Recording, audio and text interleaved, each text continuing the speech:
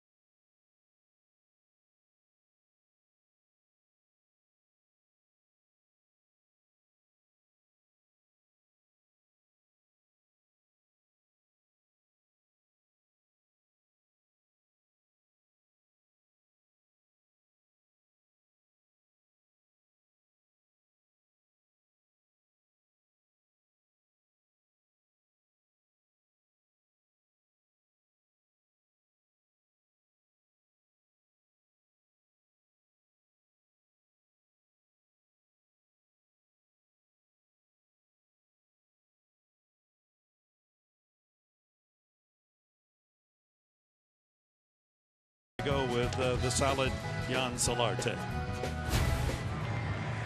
Pirates have taken the field, and here is the Padres lineup, brought to you by Toyota. Jankowski will lead it off, his average up to 260.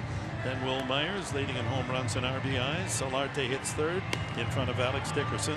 Brian Schimpf will bat fifth with Jabari Blash in right field sixth. Derek Norris behind the plate hits in the seventh slot, and young Jose Rondon at shortstop will bat in front of Luis Perdomo. And a hot, humid night here in Pittsburgh. They have a cool kid on the mound, 23-year-old, making his fifth start, Chad Kuhl. He's got the sinker. He's very heavy on the sinker, about 93, touch about 96. Also throws a slider and a changeup, somewhat like Luis Perdomo. And as Dick mentioned about Perdomo, this kid also gets grounders when he's on his game. 6'3" and 215 is Kuhl, a 23-year-old from Middletown, Delaware, and a mud hen at the University of Delaware. And here's the defense behind him. A terrific outfield with Marte in left, Polanco in right, and McCutchen patrolling center field. Marte, in fact, leads the league in assists. On the infield, Freese at third, Rodriguez the shortstop, Harrison at second, and Jaso at first. Cervelli is the Pirate catcher starting tonight, handling the offerings of Chad Kuhl. Pirates in a bit of a downturn in the last month. They were 28-19 on May 27th. They're 27-35 cents, and some of the fans starting to grumble here along the Allegheny. Clint Hurdle, sixth year manager of the Pirates. It's a very young Padre team at the very start of the season. Who would have expected this lineup tonight? And we're underway. The first pitch outside, ball one. Andy Green going to the rookies. 6 of the 9 men in the lineup are rookies tonight.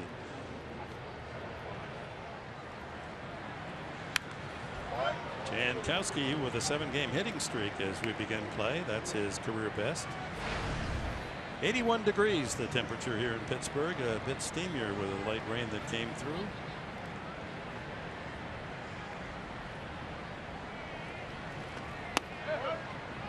Two and one. Adam Hamari is the plate umpire. Tom Hallion, Phil Cuzzy, and Scott Berry working the bases.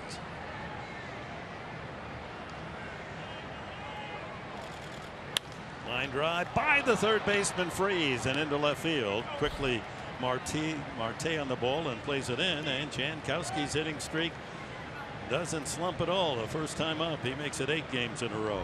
Travis Jankowski can wear out the left field line, and third basemen are aware of that. Scouting report gets out there, it's a pitch away, and Travis has done that so nicely. Even the diving David Freese can't come over that one. And what do you know, when Travis gets on, chances are he's going to score. Well, he's had a good success leading off an inning. .453 on base percentage and hitting .347 is Jankowski. Myers, the club leader in home runs and RBIs, the only 2020 man in Major League Baseball at this point with 21 homers and 21 steals. And believe me, the word gets around. They know, the Pirates know that Jankowski will run, and there you see the National League leader. It's Travis with 24.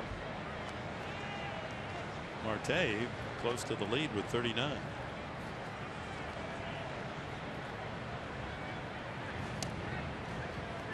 Jaso there playing off the bag, not with the foot anchored to the bag. Brad Belt in San Francisco. Interesting position. So Jankowski can lead off immediately behind it.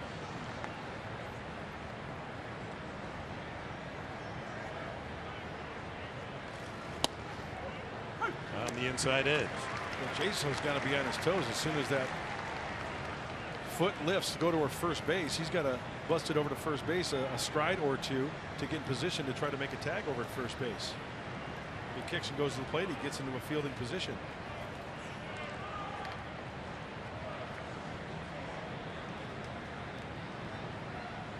See him anticipating over there first. Could be 2. Made to order. There's 1. Back to first. Easy double play. Rodriguez to Harrison to Jazo. A room service double play ball off the bat of Will Myers. As we take a look at the keys to the game tonight, brought to you by your San Diego Honda dealers. Hey, Rattle the cool kid. He's making his 5th start. Hopefully he can get to him early and get that sinker ball up and go to hacking. And the second key, less slop, more pop. And Padres have to clean up the defense. 3 errors on Sunday. They had 3 errors on Saturday. So clean up the defense and hopefully some pop here at PNC Park. Jon Solarte hitting .293. Last 38 games at .325 for the Padre third baseman.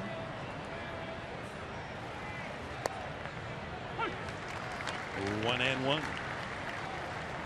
Cool making his 5th major league start. And the Pirates are 4-0 in his first 4 outings. He was a 9th round pick of the Bucks 3 years ago. Hey, not too many blue hands as big leaguers, huh, through the years? No. We'd have to check on that. Delaware, not really a hotbed for major leaguers. Outside, and Solarte works the count to 3-1. Flacco, the quarterback for the Baltimore Ravens from Delaware.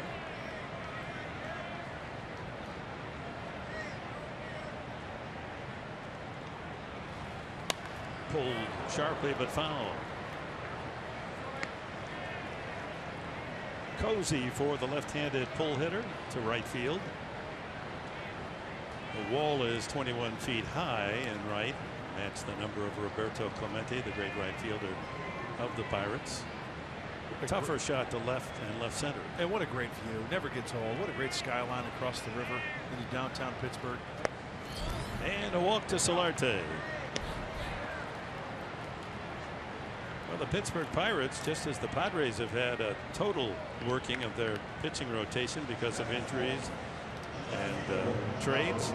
Started the season, Liriano, Neist, Nicasio, Vogelsong, Cole, the starters. Only Cole and Vogelsong, who was hit in the face with a line drive. He's just returning to action back against the Padres in this series. Loop to left field by Dickerson, and that'll fall out of play. Yeah, totally different team and expectations for this Bucco fan base. And they're kind of rustling right now. The last few years in the playoffs and trying to go deep into the playoffs, not the case. A different team now. Yeah, won 98 games last year, and they added some players, and fans very optimistic about their chances this year. They're currently 13.5 behind the Cubs. Dickerson, deep drive, foul to left, way back. Dickerson with his 7th home run on Sunday. Not that deep, but deep enough at 333 feet into the Petco porch. His last 25 games hitting a nice 333 with 5 homers. Lines that one to center field, and McCutchen has to go back, and it goes off his glove to the wall. Running all the way is Solarte. He comes around third. Here comes the play to the plate, and he will score. The Padres take a 1-0 lead. That ball hit so hard off the bat of Dickerson, it took off on the Gold Glove center fielder McCutchen. You know, not only is Andrew McCutchen really struggling at the plate, and the numbers prove that, but I've been talking to some of the Pirate people here, and they say even the defense has been questionable for Andrew McCutchen. I'm not saying this ball should have been caught. As you mentioned, Dick, this ball is scalded to center field. It just takes off on McCutchen. That ball was scalded. Nice looking swing by Alex Dickerson. Knocks in his 22nd run and gives the Padres the early lead. Brings up Ryan Schimpf. I mean, he had 3 really good swings in that at bat. Even those foul balls to left, he squared them up just a little late on it. It looked like they were trying to pound him inside too, so keep an eye on that, but he got extended on that one. Schimpf, 10 home runs. He's been an RBI and extra base hit performer. 28 hits and 21 of them extra base hits. 1-1. It is ruled a double for Dickerson. So the 2-out walk to Solarte pays off.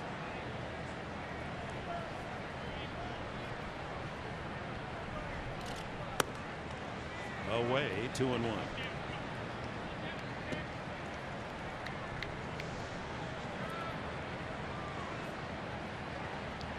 Poole getting a start tonight, called up from Indianapolis, their AAA farm club. Brian Vogelsong coming back from that line drive in the face a couple of months ago tomorrow night, and then Jameson Payon on Thursday afternoon. Outside, 3-1. Boy, if they can continue to work the hitters counts here for Cool, the sinker's not sinking. It's kind of up a little bit as well, up and away.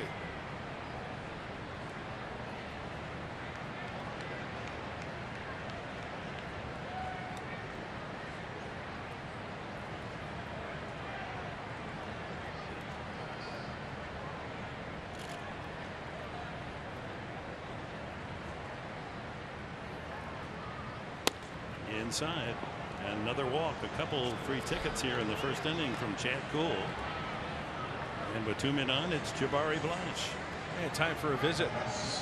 Cervelli trying to calm him down a little bit. And this is a perfect situation for the Padres to really make a difference in this first inning. Blanche, one of the 6 rookies in the starting 9 for San Diego tonight.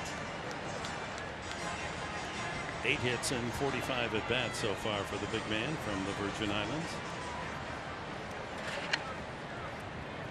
Dubious distinction of wrapping into a triple play on Sunday.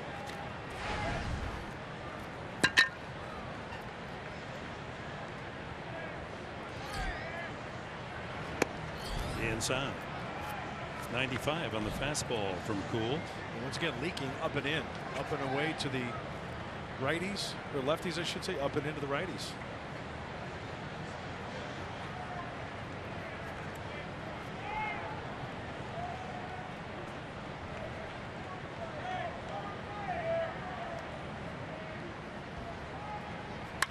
Line drive, base hit. Over to cut it off in the alley is McCutchen, but here comes Dickerson around third to score, and it's 2-0. On to third goes Schimpf, and the Padres jump out 2-0 here in the first inning. Solid shot off the bat of Jabari Blanche, his 3rd RBI. Padres wearing up the base paths in this first inning, working some counts in their favor.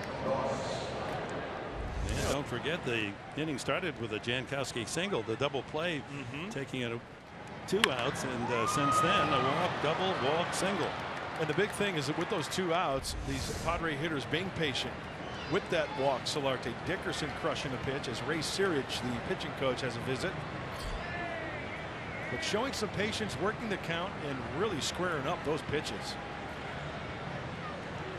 So Blanche at one corner. Schimpf winds up at third. Derek Norris will be the hitter. The Buccos are 3-5 in their last 8 games since they traded Mark Melanson. And one of the reasons the fans upset during this span, they played losing teams: Milwaukee, Atlanta, Cincinnati, and now San Diego. McCutchen, he's a proud guy, and he is not happy with himself. But that was a tough chance. Line drive hit right at you, and you know they haven't seen Dickerson's power. That ball didn't stop. Normally that ball drops right about where he was positioned. Took off on him.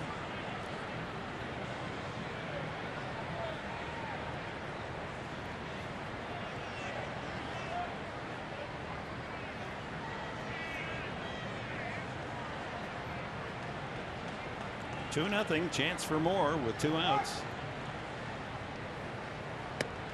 And inside, ball 1.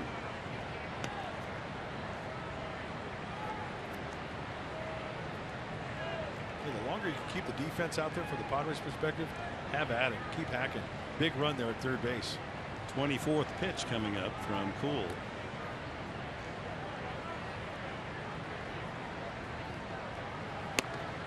In there. But again, up in the strike zone. Kind of flat as well, Dick. That slider right there was very, very flat, even in the balls and strikes category.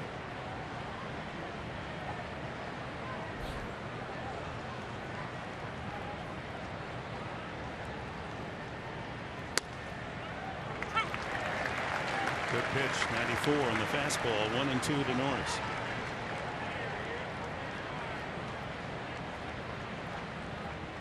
Three hits and a couple of walks for the Padres here in the opening frame. A couple of runs home.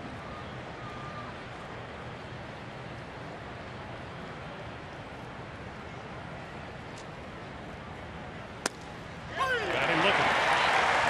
But the Padres have staked Luis Perdomo to a 2-run advantage before he throws his first pitch. Dickerson's double fooled McCutchen. And Blash with a bash to left center, and it's 2-0.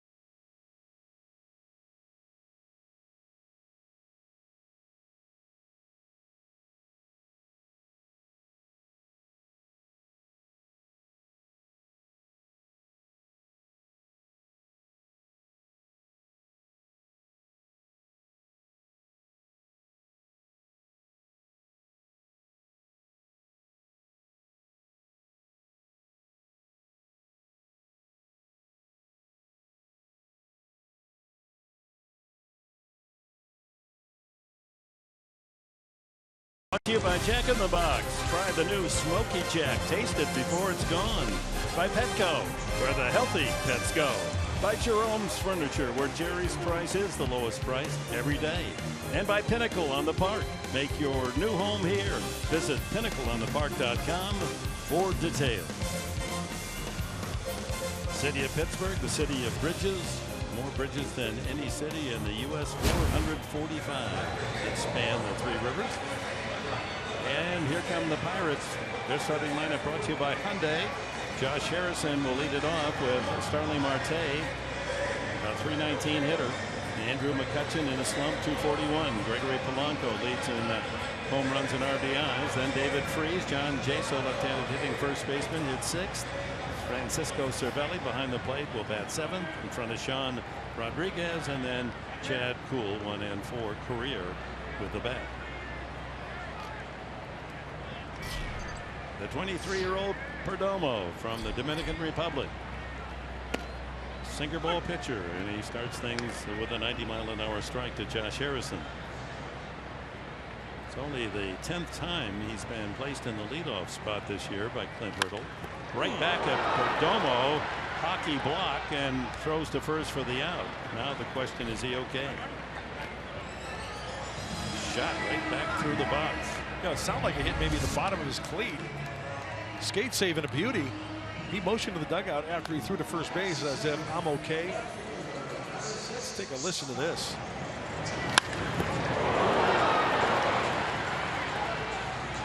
That grass wet, of course, because of the light rain before the game.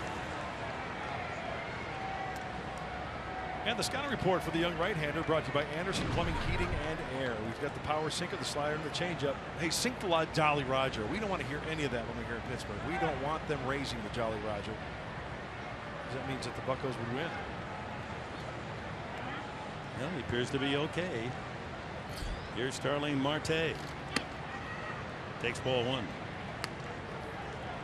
Number 8 hitter in the National League at .319. He has stolen 39 bases. That's a strike. Andrew McCutchen to follow. Big key for the two-seamer sinker. Any sinker. Stay on top. Get extended. Spin it. Let the ball do the work. Broken bat. It's going to be a tough play. He can run. Rondon got him with a good play, charging and firing all in one motion. Boy, did he shatter Marte. He got in his kitchen, and now Rondon's got to be on the move.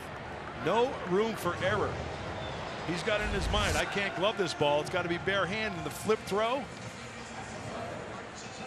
Do or die play and a strong arm to complete it. That's a big league play. Word on the street is that Rondon, he could have played in the big leagues defensively 2 years ago. That's how good he is. McCutchen takes a strike. Look at Will Myers should have his foot on the other side of the bag. It's on the outfield side of that bag. Foul back, and it's 0-2. Well, a rarity for Andrew McCutchen, a superstar here in Pittsburgh.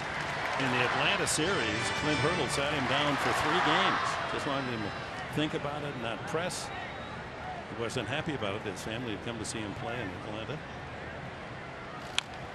But they say that with the shift, it's kind of got it into his head, and he keeps pulling ground balls after ground balls. See him feeling his back right there after that pitch. As soon as he swung at that pitch, he put his hand on his back, kind of bending his back a little bit. He's had a sore thumb. He's not using that as an excuse, but that doesn't help either. That's strike 3. Barrels a 93-mile-an-hour strike for his first punch out. Perdomo 1-2-3. His work in the first inning.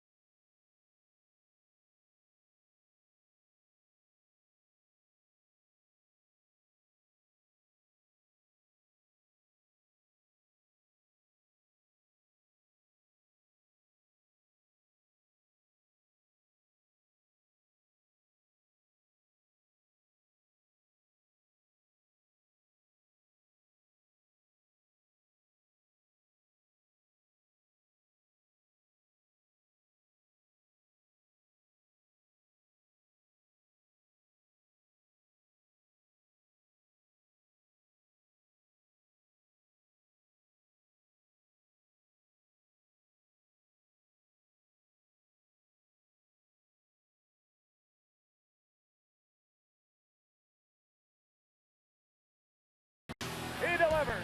Swinging, hit him on the fifth. Popped up. Oliver coming on. Tavares down. Oliver there. No hitter. No hitter. No hitter. Milo Hamilton with a call time for a memorable moment of baseball history, brought to you by Geico on this date, 1976. John Candelaria of the Pirates became the first Bucco since 1907 to throw a no-hitter in Pittsburgh. Nick Maddox threw the first and only Pirate no-hitter until Candelaria beat the Dodgers at 3 River Stadium. Then there was never a no-hitter pitched in the 61-year history of Forbes Field. That's something. Yeah. The Candyman. Jose Rondon. 1 ball, 1 strike on the Padres shortstop, leading off the second. Padres in front 2-0. Up the middle, shading over near the bag is Harrison to throw him out.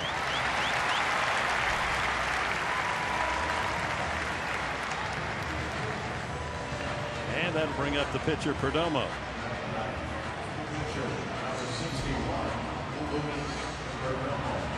Luis is 4 for 21 as a hitter.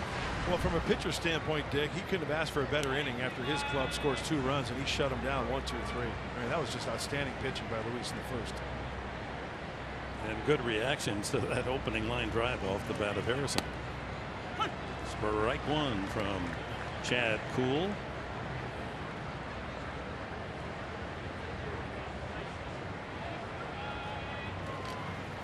Ground ball, just foul, pass first. Late swing, Perdomo. Jankowski to bat next.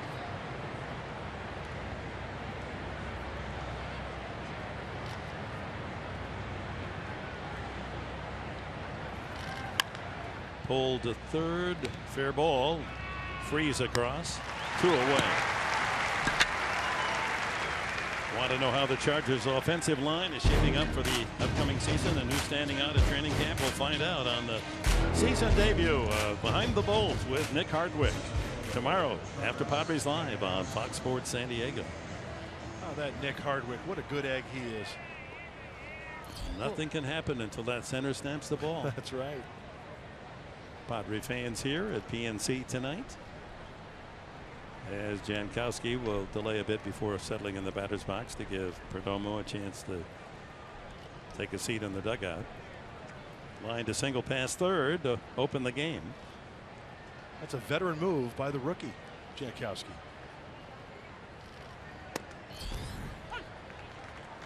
.95 with ease from Chad Kuhl. You will find, like Kuhl and Perdomo, once that 2-seamer is down in the zone, you'll get more action and more grounders when put in play. Breaking ball, strike 2. I like the fact that he gets a ball and he wants to throw it.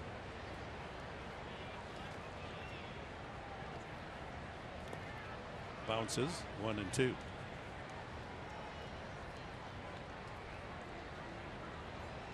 By the way, Dallas Green, Lee Elia, Mike Koplov, and Kevin Minch, Blue Hens, University of Delaware. That's in there. Strike 3. A quick inning for Chad Kuhl. Retires the Padres in order. It'll be Gregory Polanco, the cleanup hitter, leading off in the Padres second.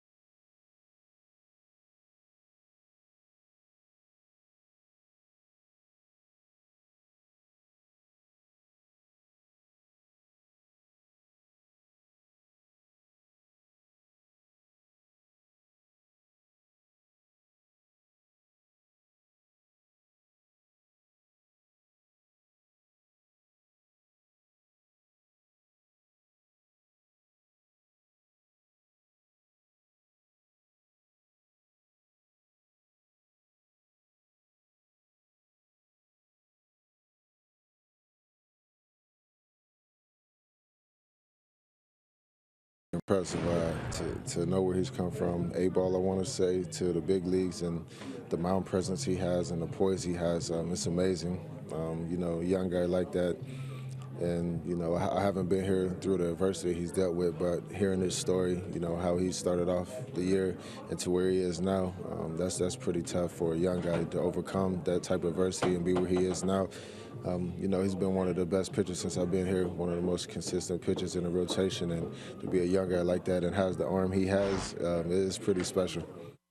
The veteran Edwin Jackson talking about young Luis Perdomo, and the thing that got me about that interview, guys, when he talks about Luis Perdomo's mound presence. You know, this day and age, there's a stat in baseball for just about everything, whether it be WAR, BABIP, WHIP, but one thing that you can't quantify, that's mound presence. So my question mark, Grant, should there be a stat for that? Talking about a guy's presence on the mound, his ability to settle in, and how he carries himself and battles back against adversity.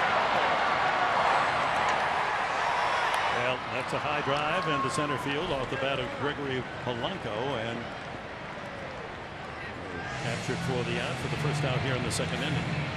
I don't know if there's anything that you can write down, Julie, but I tell you what, scouts write it down in the report, and those reports get around quickly. How a kid reacts on the mound to adversity, how they handle themselves when successful. It's not only the bad, but it's also the good that they write down in those reports. One out to David Freese, the third baseman, hitting .277 and battling a left elbow soreness.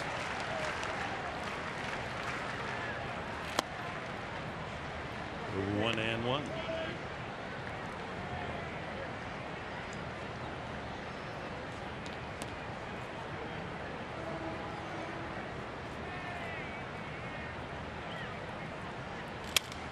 Another broken bat and a base hit. Freese going to right field, and that's the first knock for the Pirates, as Perdomo has broken the bat of 2 of the first 5 hitters. Here's the Padres defense, brought to you by your San Diego County Ford dealers. Jabari Blash in right field with Jankowski in center and Dickerson in the fifth. The infield, Solarte, Rondon, Schimpf, and Myers. And Norris behind the plate for Perdomo.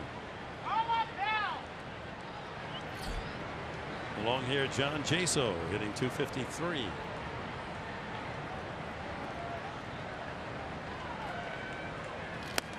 You know what? I will keep a stat up tonight. Broken bats by Luis Perdomo. Chalk up another one. That's 2 that he has sawed off in this Pirate lineup.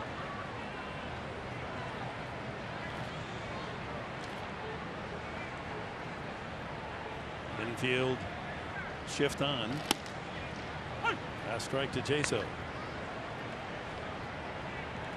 You can see him with that way they're pulled. Why? Because Jaso, aka Encino Man, likes to try to pull the ball that way, and that's exactly where they're playing him.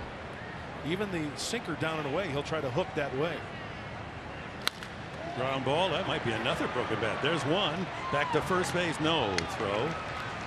As the Padres will settle for the force. Schimpf to Rondon.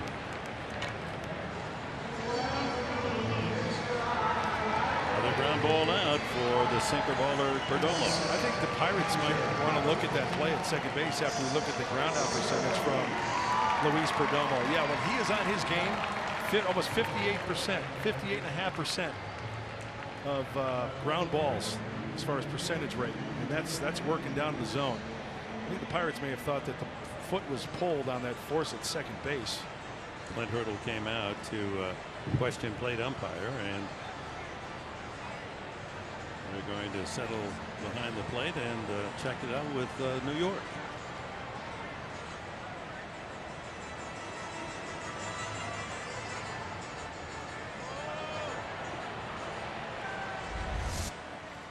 Here's the play at second base when his foot. Yeah, it's kind of tough to tell when the ball hits the glove. Was his foot? Yeah, he took that little hop before he threw the ball, or started to throw the ball, did not deliver it. So it makes it look like he wasn't there. His foot may have been off the bag. He did touch it, but I think he caught the ball after his foot touched the bag. I thought they didn't review the vicinity play. He didn't touch the bag. He did, but he didn't have the ball.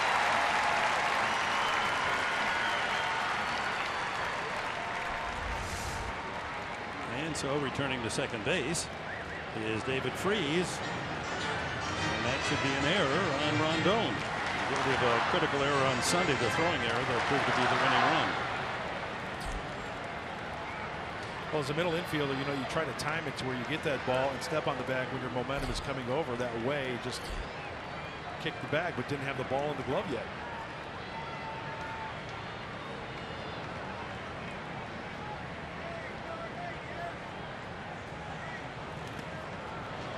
Ball in the dirt, blocked by Norris. Francisco Cervelli, the catcher.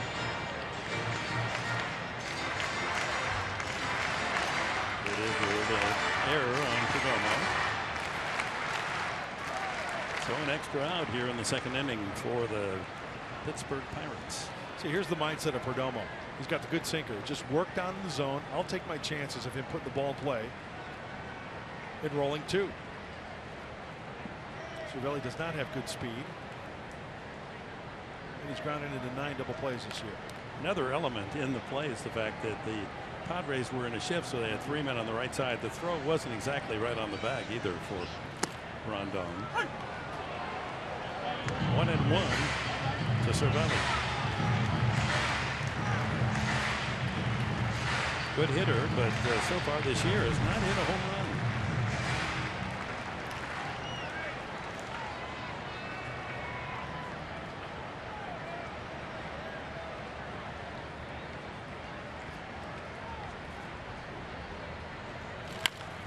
To third. Fair ball, foul ball. Had it been fair, that could have been a 5-3 double play.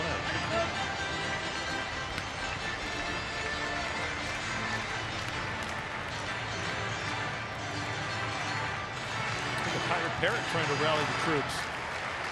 The double play will put him right back in his seat where he belongs. Back on that perch. He's got his organizer with him.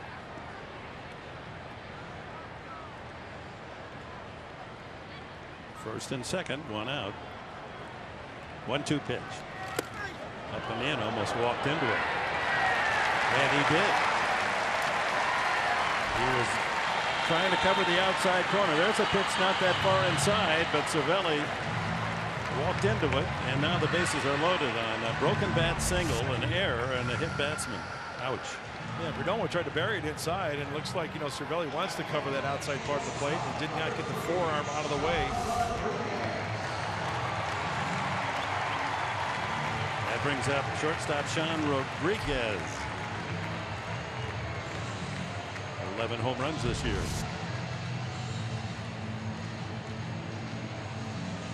Just glanced off the right forearm. Here's a wise move by the Padres. Darren Balsley. He's going to go on and talk to Perdomo, and this inning not going his way, despite the fact none of it seems to be his fault. And up a broken bat single. Yeah, you got to stick to your strengths. You can't let that stuff affect you. Make a good quality pitch here. Let your infielders work for you, hopefully.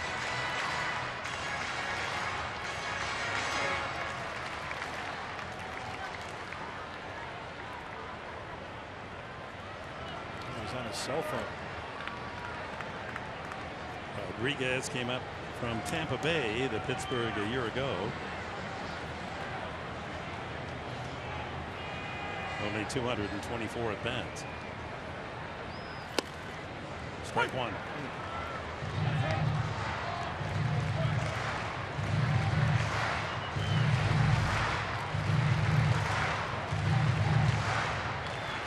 Infield back, looking for that double play chance. No shift on.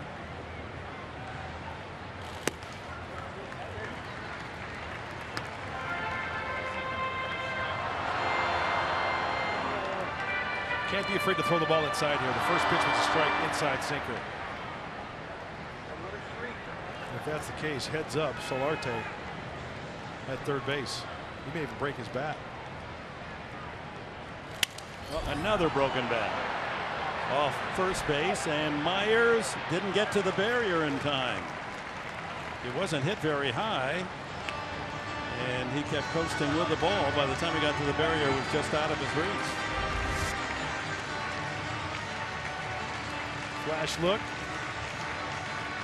I think that's probably in the second row, but tough chance. Yeah. He didn't really give himself a chance to get to the barrier and reach in. So everything going Pittsburgh's way here in the second inning. Series of little mistakes. Now 1-2. Outside with a 95-mile-an-hour fastball. Oh, this is the big pitch here, 2-2, because you don't want to go 3-2. Yeah, once again, Rodriguez on the defensive with 2 strikes. I'm thinking two-seamer. Here. Have him buried into the ground. Bases loaded, 2-2 the pitch. No, 3-2. No place to put it.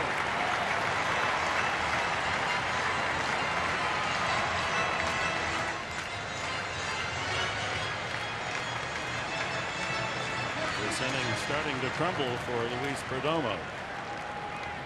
Needs a big pitch here. Rodriguez in the driver's seat. Out of play.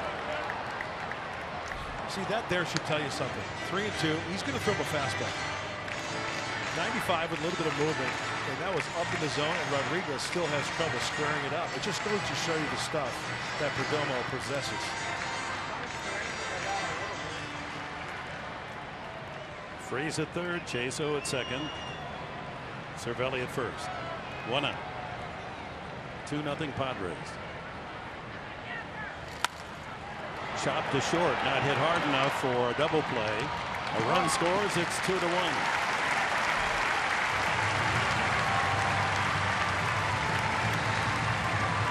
That'll be an unearned run.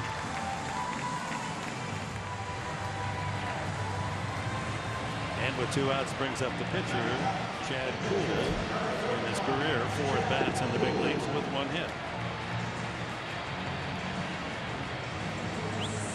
Well, you get out of this inning with only 1 run scoring, and that's maybe a win-win. Yeah. And you know what, Dick, to add on what Julie was talking about, things you can quantify and write down and whatever, this is something that a kid's got to learn too at the big league level. You know, a lot of it is not his doing. He's got to concentrate on just making good quality pitches. Strike 1 to the opposing pitcher.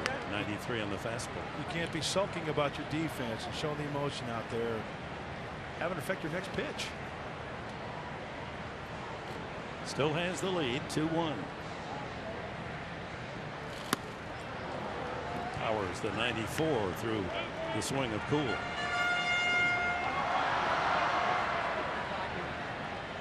Pirates have not been able to produce runs since the All-Star break. Second to the Mets. Giants, as we know, have been slumping.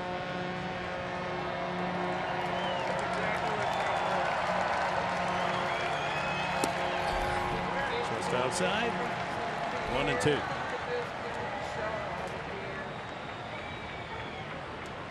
One of the big tourist boats cruising along the Allegheny. Oh, that's got to be some kind of fun right there. Heading toward the Confluence. Swing and a miss, strike 3. 1 unearned run on 1 hit. After 2, it's 2-1 Padres.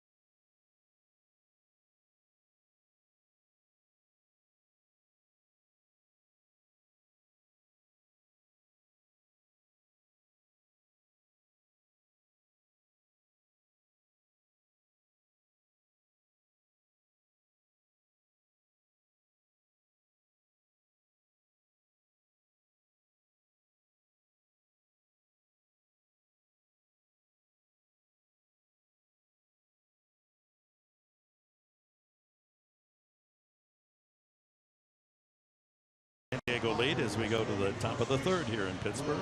Well, since we have a couple sinker ballers on the hill tonight, Dick, Cool and Perdomo, thought I'd take a minute to show people how actually a sinker is thrown. And when you stay, there are three essential elements, I think, to throwing a successful sinker. And generally speaking, the two fingers go on the seams here, hence the two-seamer. So stay on top of the ball, get extended, and really concentrate on spinning that ball out in front. The arm naturally pronates in when you throw a baseball. It's just natural. That's the way the human. If you try to do that, you're not going to get extended. You're going to cut it short a little bit. And when you see a lot of guys also, traditionally somewhat short striders, I'm not saying every pitcher, but a lot of short striders, Brandon Webb, Billy Swift come to mind, they really get on top, pull it, and get extended. And that's why you get that. You know, another reason it sinks is I was just noticing. Oh, the Toronto scuff mark? Blue Jays. No, Blue Jays. So you've got the gravity going for you. You use a Toronto ball, and it comes into the U.S. sinking all the way. Good catch, Professor. And the scuff mark will help it out a little bit, too. Oh, you love That's the another scuff story. mark. Top of the third, Will Myers bounced into a double play his first time.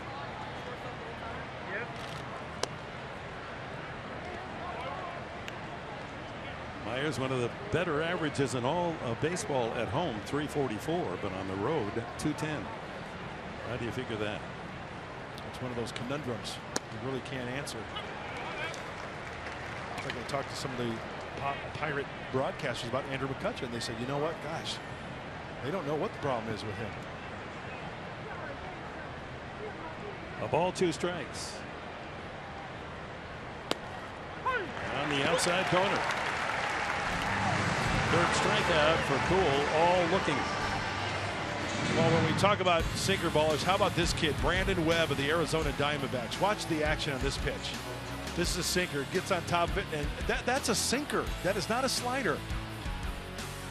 Hard and off the table, and we talk about hitting the end of the bat, inside, outside. He would break a lot of bats. Brandon Webb. Jan Solarte walked in the first inning and scored on Dickerson's line double off McCutcheon's glove. Last 4 games, 6 for 16, 6 runs batted in. Line drive into right field for a base hit. The 4th Padre hit off Chad Kuhl. Oh, Jan Hervis is seeing the ball extremely well. You talk about confidence in a pitcher. How about a confidence in Jan Hervis Solarte? Walking up to the plate, we just saw those numbers all over that high pitch from Kuhl. He wants it down and away. That ball leaks outer third and up. And that's a big league dive. Dickerson hit a tee shot that just carried over the center fielder Dickerson's head for an RBI double in the first, and then scored himself on Blyce's single. There have been a few power guys that have hit it over the right field bleachers and into the Allegheny in batting practice today. Dickerson accomplished that feat.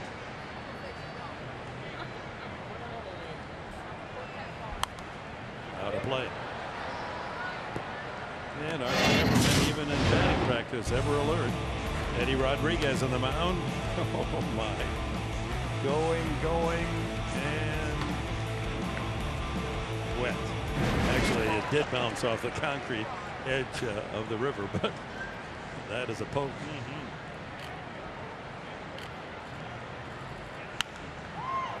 Center field, McCutcheon coming in, and out goes the shortstop. Hustling back is Solarte. He gets there in time. Rodriguez going a long way to capture that dying fly ball. That's a heads-up play by Sean. His momentum going back, and you better be heads up as a base runner. And on this play, Solarte's secondary lead. Okay, he's got to go halfway, right? Because if that ball drops, he's got to scamper to second base, and then the quick throw over to first base. A nice stretch by John Jaso. That'll bring up Brian Shemp. He walked the first time.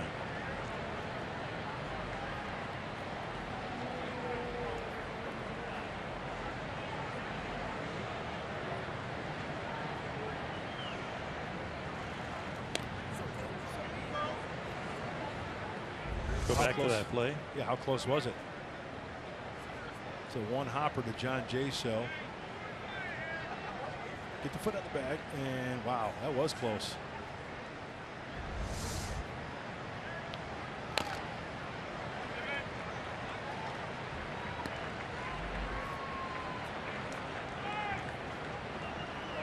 2 outs.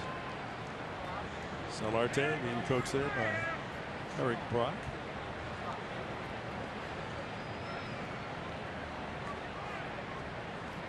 Schimpf with his 10th home run of the season on Sunday. A Petco Park poach job outside.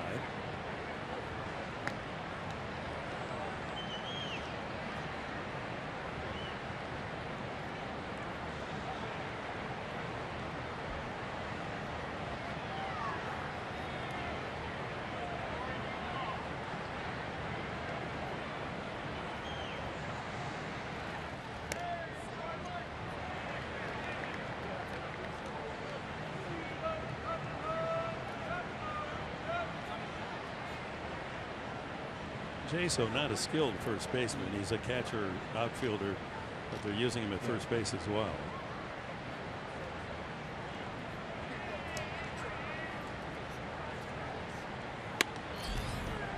Taken high. That's one pitch I've noticed for Cole. He's been having difficulty getting extended inside to the lefties. Try to bury it inside there to Ryan Schimpf.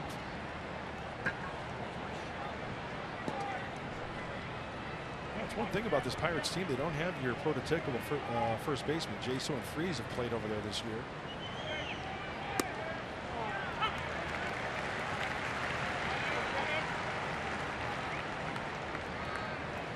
Caught the high outside corner. 2-2. All 3 strikeouts. Called strike 3 for Cool so far.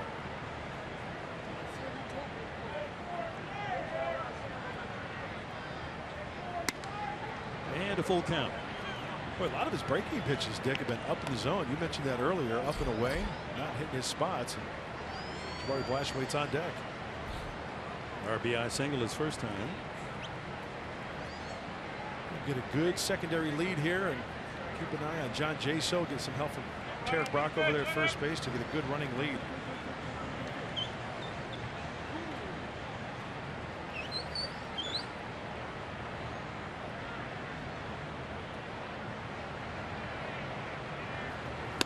Got him. 4 strikeouts for Cool. Middle of the 3rd in Pittsburgh. Pirates trail the Padres 2-1.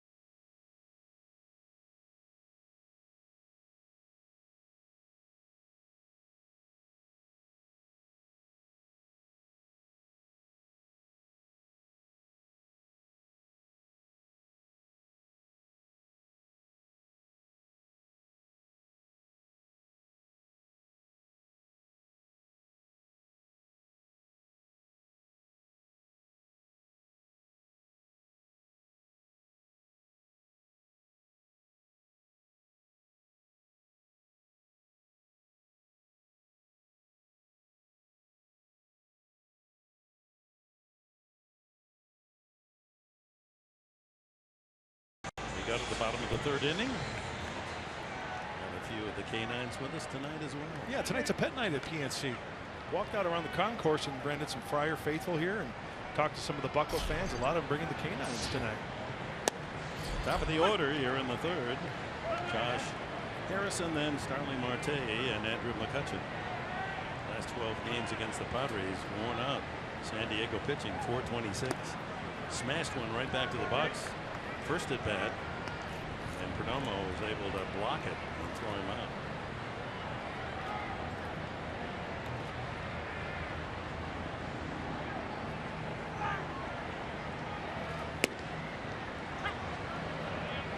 Else I like about Luis Perdomo is that he changes speeds on his fastball. That was 93, kind of like a get me over strike. But then he'll reach back for a little extra as well, and he won't lose a lot of movement at 96. Got him, tied him up inside. Norris unable to catch it cleanly and blocked the path of Harrison to first base. So he relents and takes the long walk. Third strikeout for Perdomo. Well, ladies and gentlemen, boys and girls, you just saw a wiffle ball out of the hand of Luis Perdomo. This ball actually looks like it's going to be outer half, and then it comes inside. Harrison can't hold up the swing, the point of no return, and then that's a bad hack. Remember Josh Donaldson in Toronto had a similar type hack. Good pitch. Maybe can continue to control that pitch. It's a great pitch. Starling Marte chopped one to short. Good play made by Rondon in the first inning. This 27-year-old having a terrific season. Marte. A little more on that one. 94. He leads the Pirates in runs scored, hits, doubles. There's his hot zones. Yeah, look where he likes the ball, Dick. He likes the ball down. I mean, down the middle, of course, at 28, but still, generally speaking, this Pirates team. Another broken bat, chalk it up. And Rondon with a low throw, dug out by Myers for the out. That's 5 total broken bats already here in the third inning. Kindlin.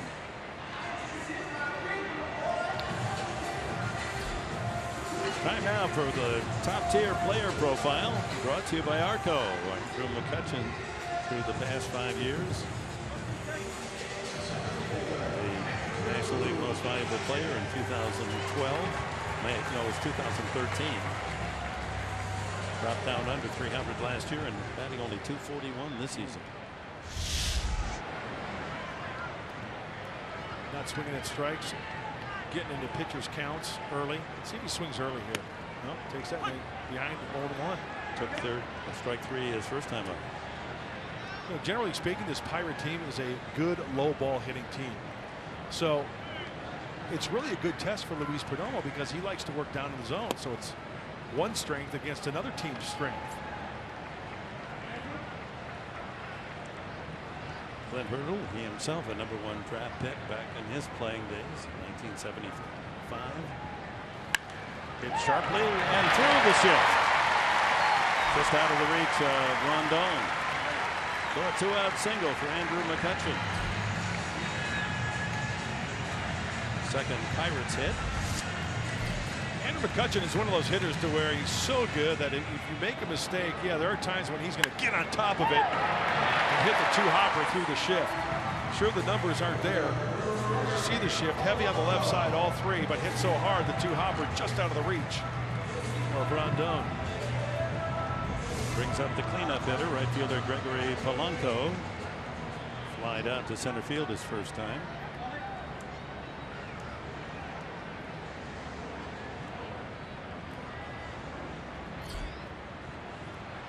McCutchen is a good base stealer, but he hasn't tried many this year. He has only 4 stolen bases.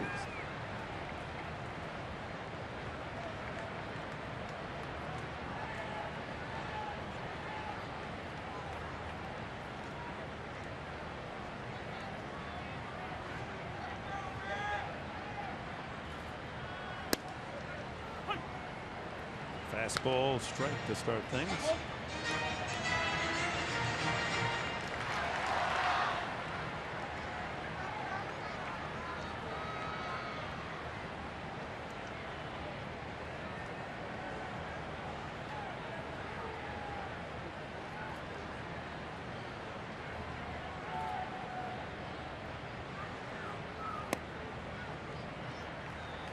1-1, a bit low.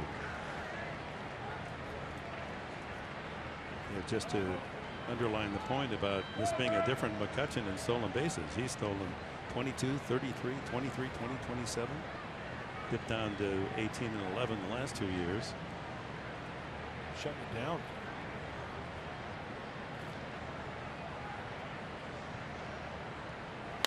Fly ball center field. Jankowski with plenty of time. And that's it for the Pirates in the third. San Diego leads it 2-1.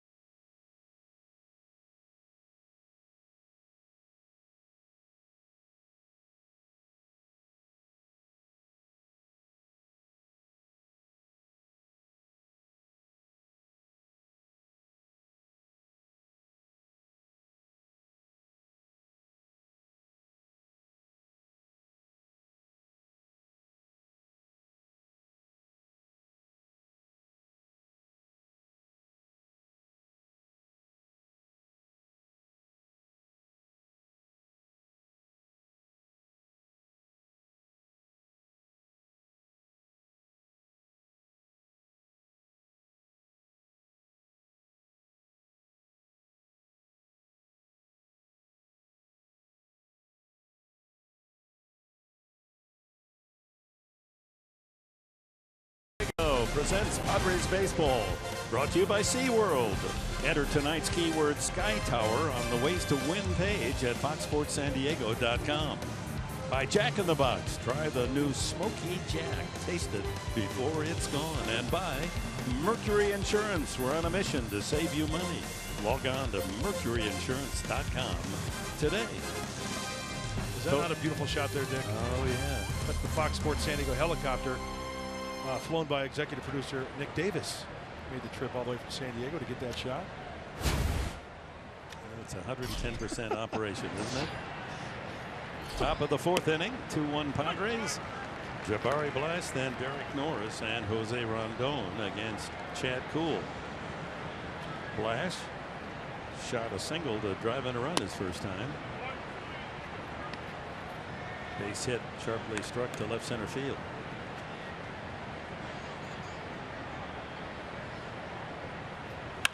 That one's hit sharply. Diving stop by Freeze. Throws him out.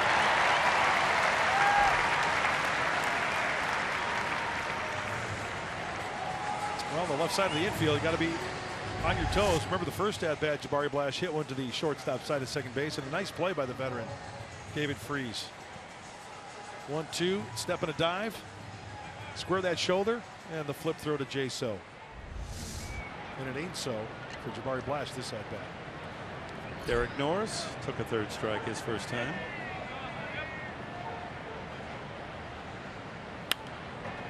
Out of play. We were in the clubhouse on the homestand, and Derek walked by me with his shirt off, and I said, Derek, are you a human dartboard? He had all these circles in his back, about 8 of them, big round circles in his back, and of course that's become popular on television at the Olympics. High fly ball off first base. Jaso called off by the second baseman Harrison for the out.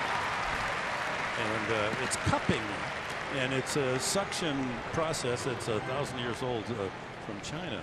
And we were talking to Philip Kerr, the Padres massage therapist today. He said about 5 or 6 of the players are using it. Started last year, and it just pulls the tissue out. Instead of massaging in to relieve the pain and soreness, it pulls the skin away and allows more room for muscle fibers underneath. And you know, Michael Phelps, when he got on the standard dive in line, there's that big round mark. What is that on his shoulder? Cupping. I think we ought to get that on our foreheads.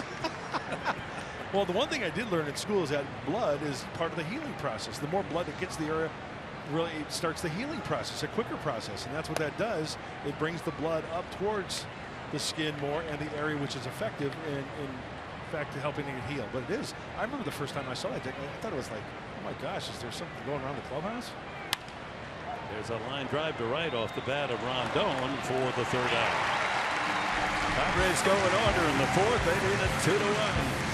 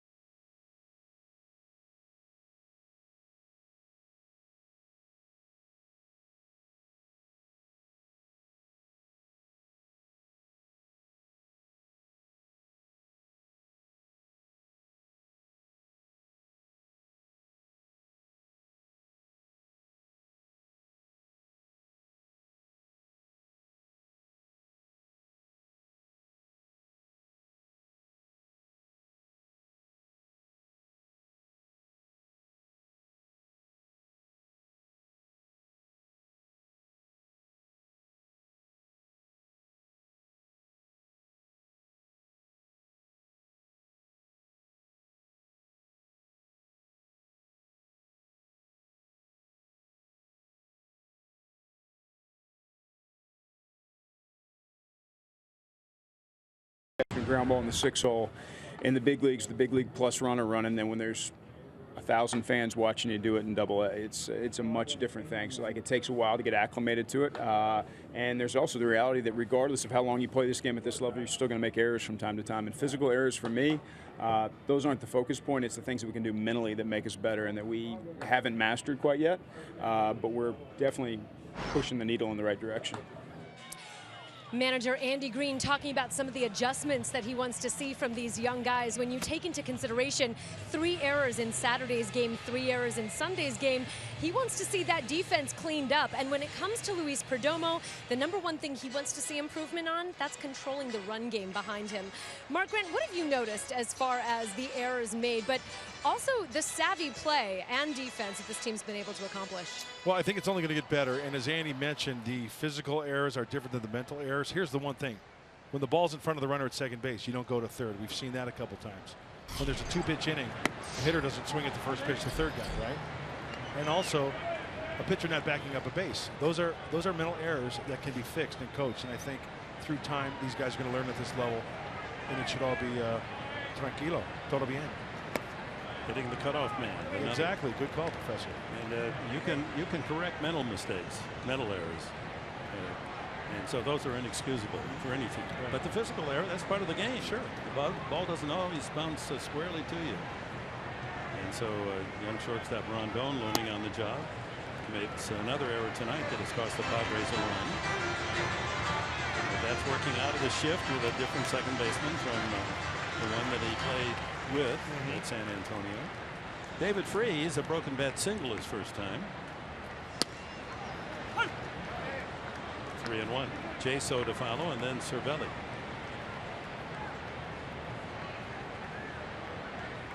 Scored the run. 1-out single. And the error lines that one foul on the right field line. And Cervelli was hit by a pitch to load him up with 1 out, and a run scored on Rodriguez, ground ball to short.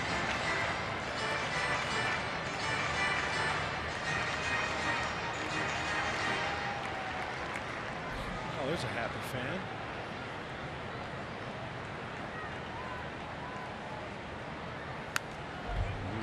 was on that pitch. Oh, you talk about man's best friend. That's love right there. He thinks he's a lap dog. Oh, he's a good boy.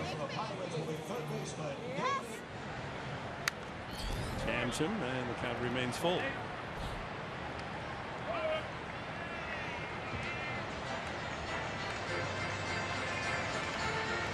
I see a lot of these Pirate hitters kind of shaking their head and kind of like, whoa, what's this stuff that this Perdomo kid's got? And that's happened everywhere he's gone this year. Even if he wasn't throwing strikes, they were raving about how the ball moves. Ground ball up the middle. Rondon ranging, can't get there. Another hit for Freeze. A seeing eye single up the middle. And that's part of the gig, I guess I could say, when you're a sinker ball pitcher. You're going to give up your hits. Those 4 hoppers are going to find the hole. And sometimes you got to credit David Freeze for hitting that ball where it was pitched and not where they were shifting with him on the infield. It's going to happen. Third hit of Perdomo. Jaso safe on the fielder's choice error as he grounded the ball to second, and the throw to shortstop Rondon, who left the bag prematurely, and kept the inning going. The error charged. Jaso takes the ball 1 too low.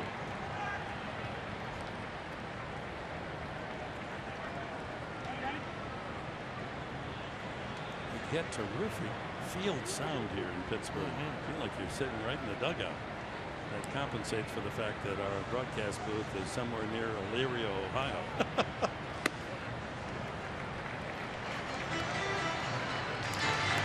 It is a beautiful view, but sure is. It is surprising that they would elect to put the broadcast booth up on the roof here. So we're looking out a great view of the city.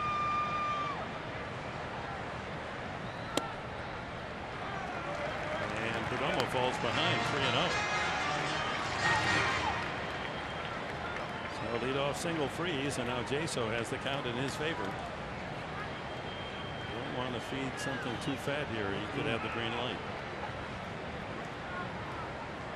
Cervelli to follow.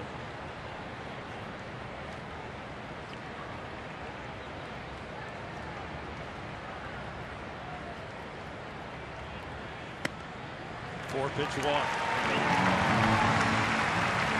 First walk from Perdomo. First 2 men on here in the Pittsburgh fourth. Time now for greater coverage of baseball. Brought to you by T-Mobile. News and notes. Zach Greinke finally off the DL, working against the Mets. Leads 2-1 tonight in the 6th. Prince Fielder, with all that neck problems and all, has announced he's going to retire as a Texas Ranger. John Lackey starts tonight against the Angels. The Cubs, a red-hot 7-game winning streak for the Cubs, who have the best record in all of baseball. Yeah, I remember a lot of people were panicking right before the All-Star break when the Cubs had that 5-15 run in 20 games. And tell you what, it's when you have those streaks, and then you can bounce back as we go into the middle of August. So 2 on, no one out to Cervelli. Ball 5. He was hit by a pitch, or he allowed himself to be hit by a pitch his first time.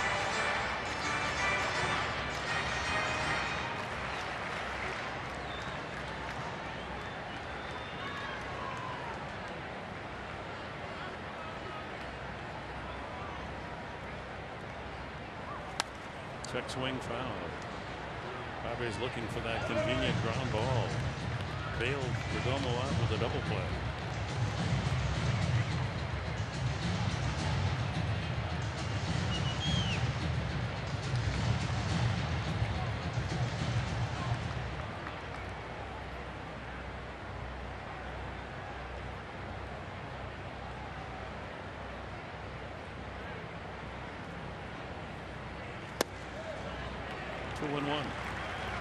Freeze the tying run at second. Jaso at first.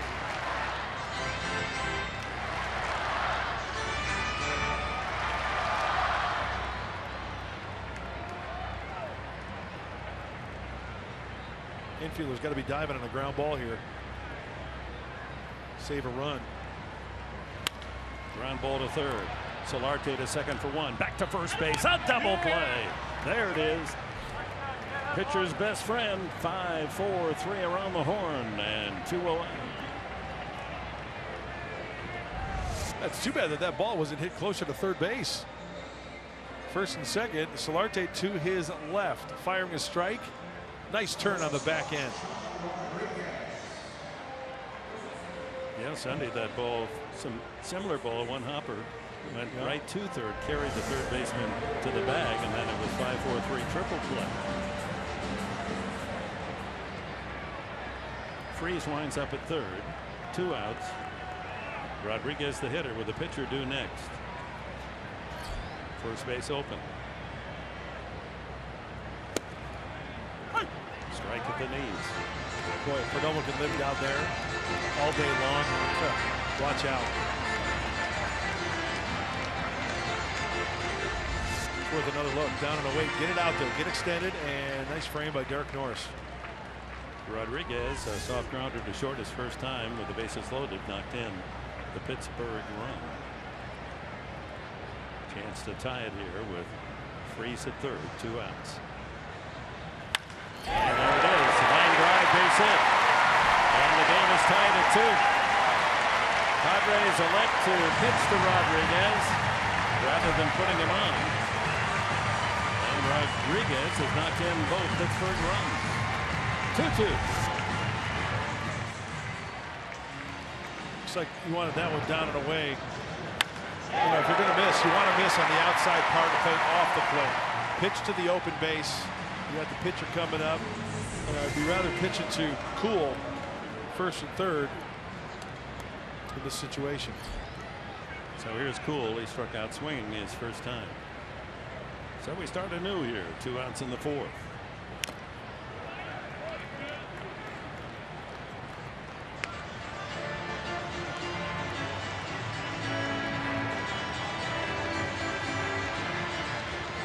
The Padres with 2 runs in the first.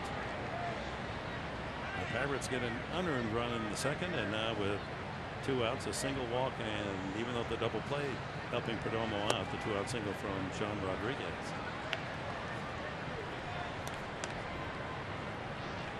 One and one. El Paso dog. No, I guess that's not a Chihuahua. You got good seats. Yeah, they do. Pretty good pitch as Cool backing away, takes it 2-1.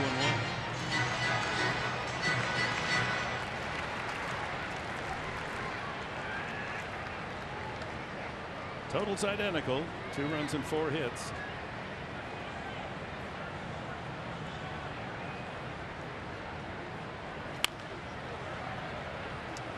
You know, Cool looks like he's got a pretty good swing. Pretty athletic. Just can't throw it down the middle of this kid.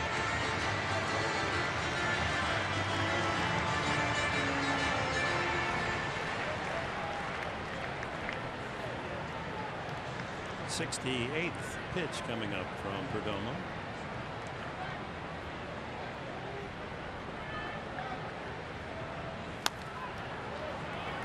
Sweeping swing, lost his bat.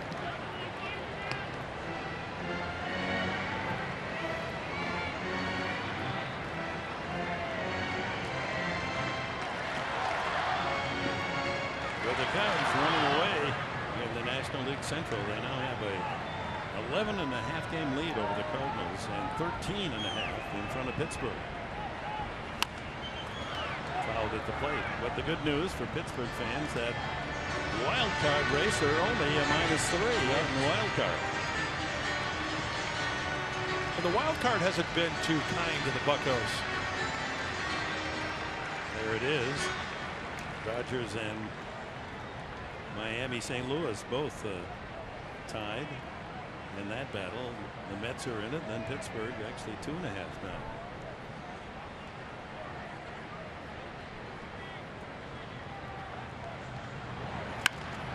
One hopper, nice dig by Solarte, gets the force at second for the final out. Boy, that was a do or die short hopper by Solarte.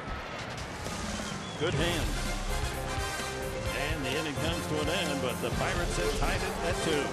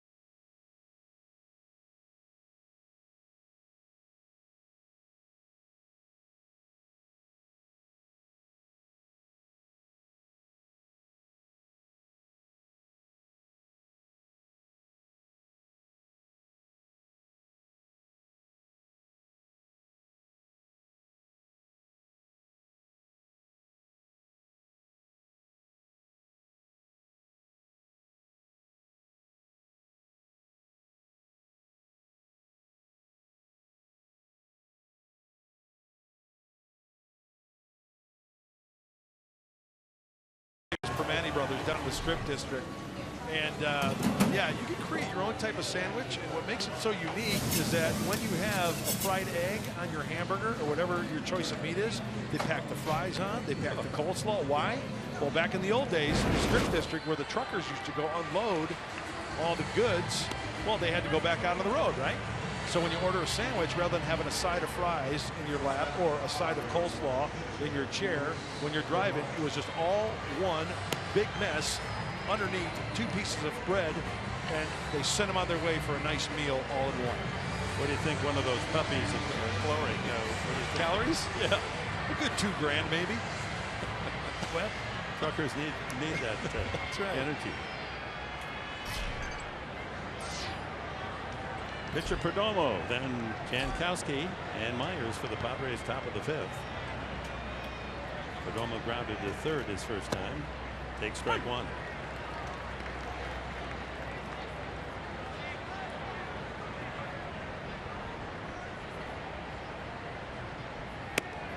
Inside at 93.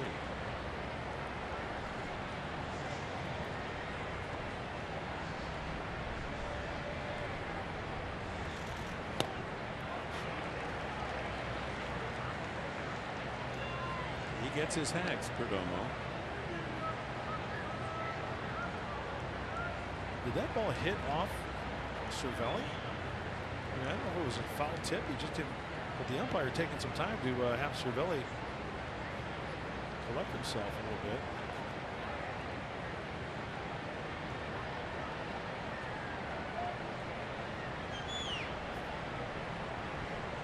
Slider.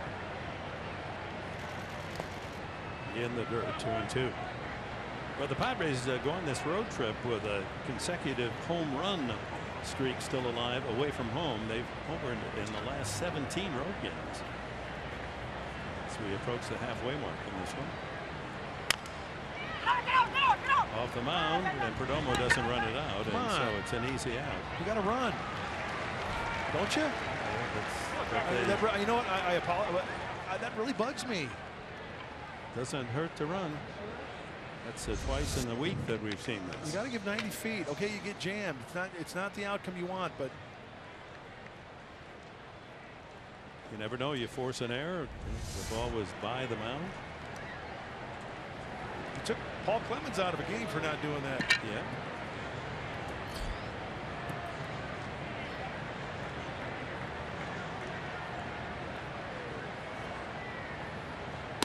Jankowski singled and then struck out the last time.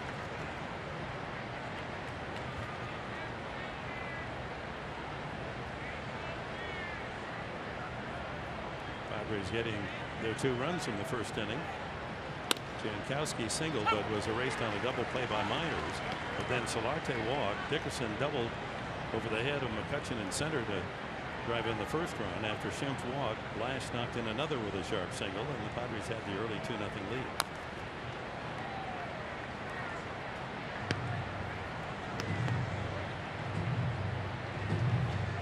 His career high 8-game hitting streak, batting at an even 500.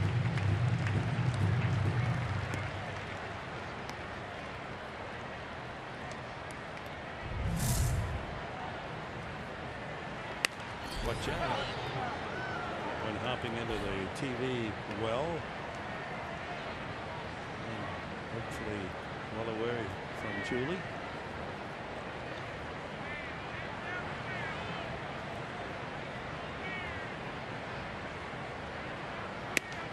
Inside, 1-2.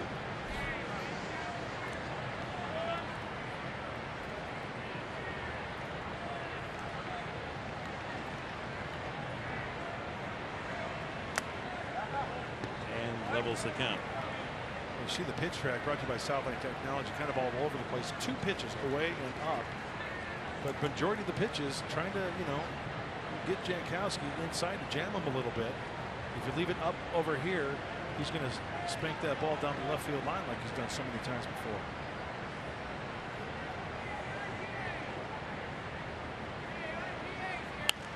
Lines that to left with that slicing foul. He missed with location there. He wanted to bury that ball in. One of the things that Jankowski has worked on with Ellen Zinter is not having such an open stance. He's kind of squaring up to the pitcher more. He feels that's really helped him. It makes perfect sense. And Ellen Zinter watching every pitch closely. And a good at bat from 0-2 down to a full count.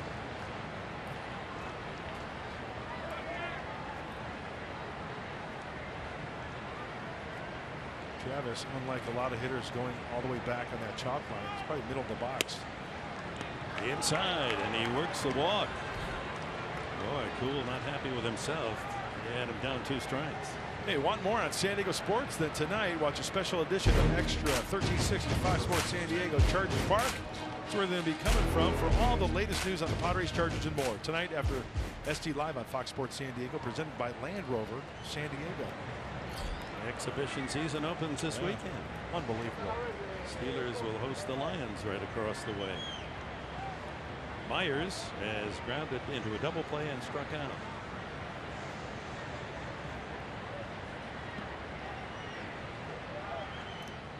Padres need to hang a sign in the clubhouse here in Pittsburgh that says Petco Park. Put it up over Myers' locker. Yeah, that's true. We're talking to Will. Loves hitting at Petco Park. He loved hitting in Tampa when he was a Ray. Loves the home digs, the home venue. Low and away at 94. Pretty fair ballpark too. As far as it doesn't really lean one way towards hitters or pitching. It's one of the fairest ballparks, I would say.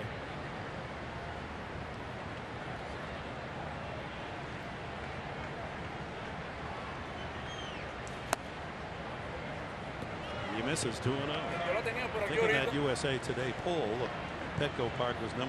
AT&T was 2 in San Francisco, and I think PNC was 3. I can understand that. The view Absolutely. of the city. It's got some unique corners and features.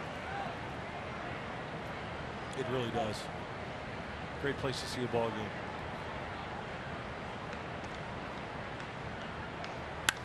And there's another double play ball.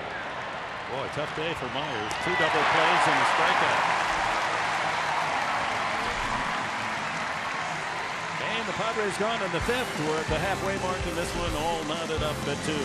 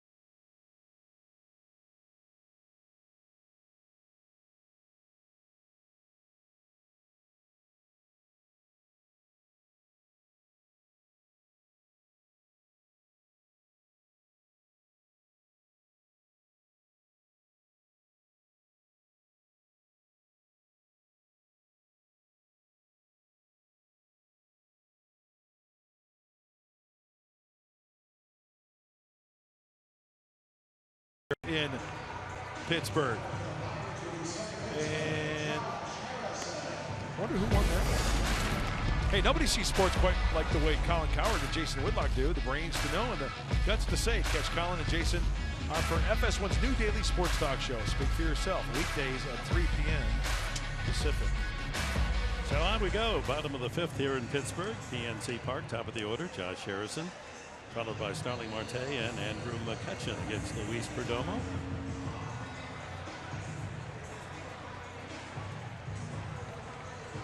Raviolis with potato fillings. Very good. A common staple here in the Steel City. What's uncommon here? It's a good food town. It really is. It is. Hearty. Look how he hits Josh Harrison in the leadoff spot. And this is his 10th game.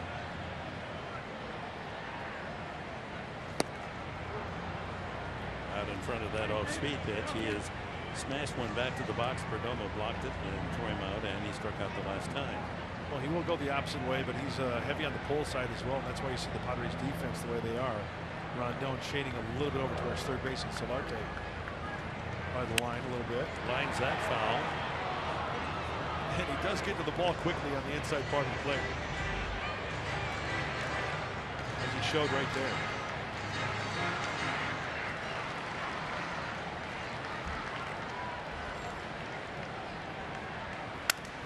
Another broken bat. Gets by Perdomo. That's a base hit. Oh, that's tough luck. How many broken bat hits are the Pirates going to get tonight?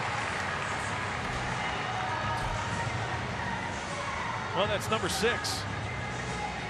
6 broken bats. The price of wood is skyrocketing tonight with Perdomo on the hill. There's a 2-seamer in. Boy, I tell you what, that's inches from the knuckles of Harrison. And Rondon, you know what? He makes the right play. You get it, you hold it. You don't try to make the perfect play. There's no way you're going to get him anyway. So leadoff man on for the Buccos here in the 5th. And their top hitter, Starling Marte, comes to the plate. He's grounded out twice to short.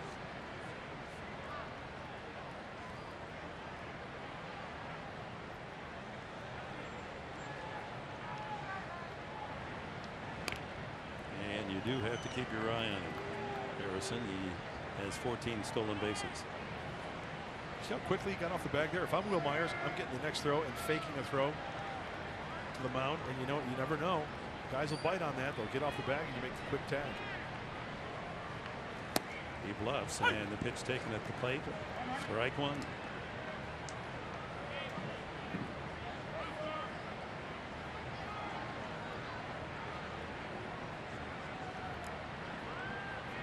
Infield set for 2.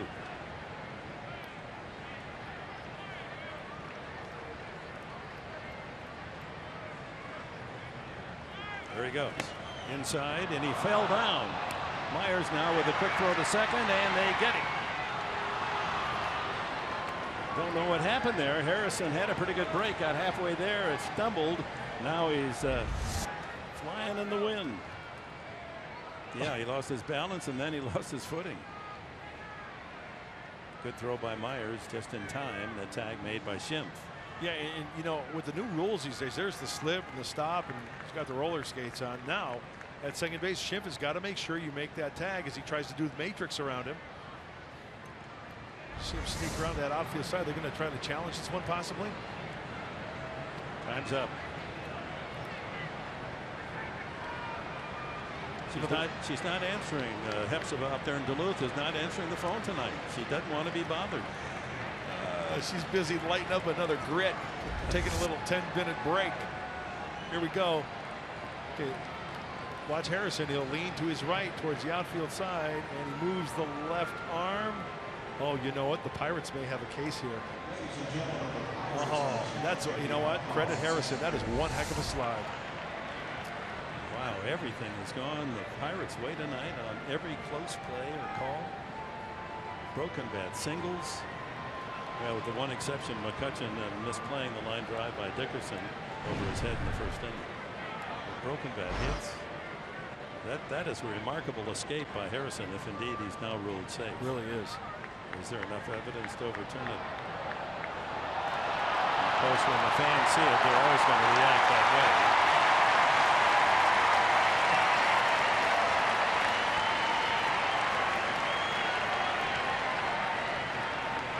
He still hasn't made contact. Now Harrison, watch the right hand on the bag. Yeah, he's there. Safe. He's safe. I think he's safe. That's an amazing recovery. He was hung in the wind there between first and second and able to maneuver his way around the tag. Now the only thing I'm thinking, because it's taking so long, do they know that, is there enough evidence that Ryan Schimpf's glove did not hit him when it was kind of screened a little bit by his hip? Oh, safe. so he is safe. Wow. So take away the put out. Instead of 1 out, no one on. Stolen base, Harrison. He indeed stole that base. His 15th of the season. That's the tiebreaker. And sets the table for the top Pirate hitters: Marte, McCutchen, and Polanco. Heavy work to be done now for Perdomo.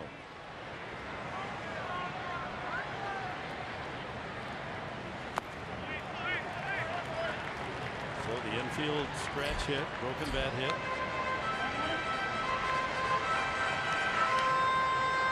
And the incredible slider on the tag for a stolen base when he should have been out and had been ruled out.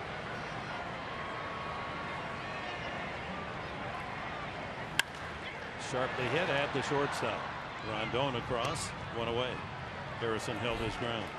See, Dick, that's exactly what we talked about earlier. Mental mistakes, right? As soon as that ball was struck, Harrison can't beat the ball to short, so he stayed second base. You don't run that out at third base like we've seen a number of times with the Padres.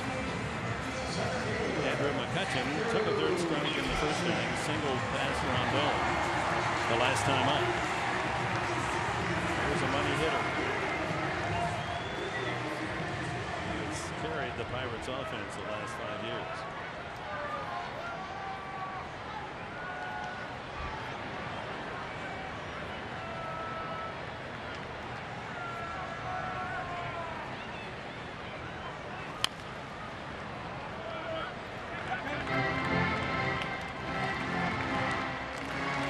Pitches seen for Andrew McCutchen.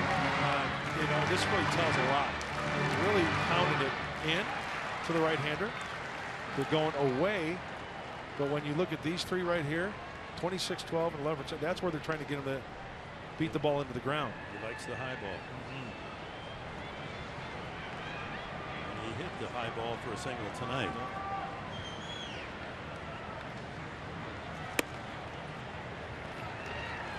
Inside, 1-1. Five-time National League All-Star, the league's MVP 3 years ago, 4-time Silver Slugger.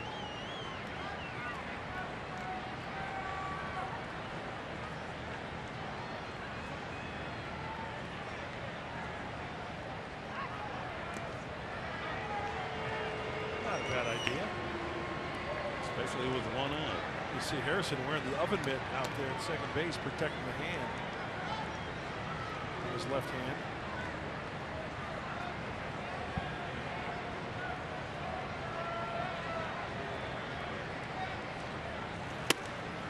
Two and one.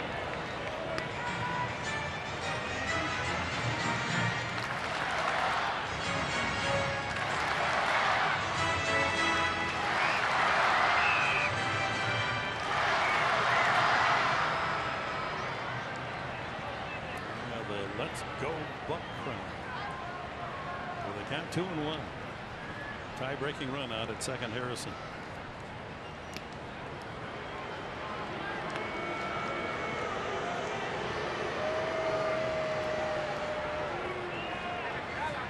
Well, Harrison's doing his job. He's taking some of the concentration away from Perdomo, working to McCutchen.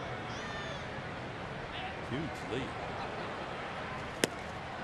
Right call. 2-2.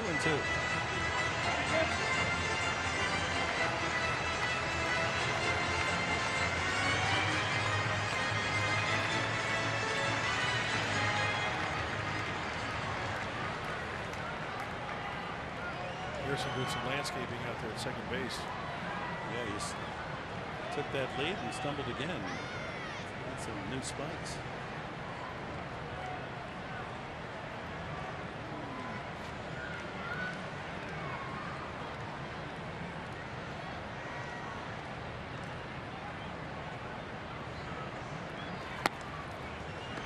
Full count.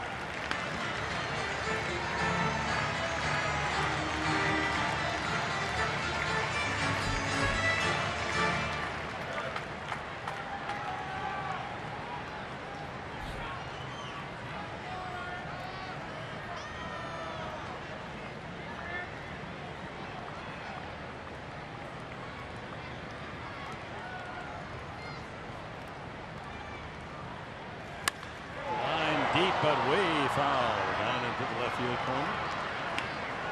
Hey, just a loud strike, and that is one tough pitch to try to keep fair. That sinker down and in, and Andrew catches that ball so far out in front. No other way to keep that fair. You drop the head, way out in front of it. Score tied at 2 here in the bottom of the 5th inning. Pirates have a runner at second, Harrison, with 1 out, and a full count to Andrew McCutcheon.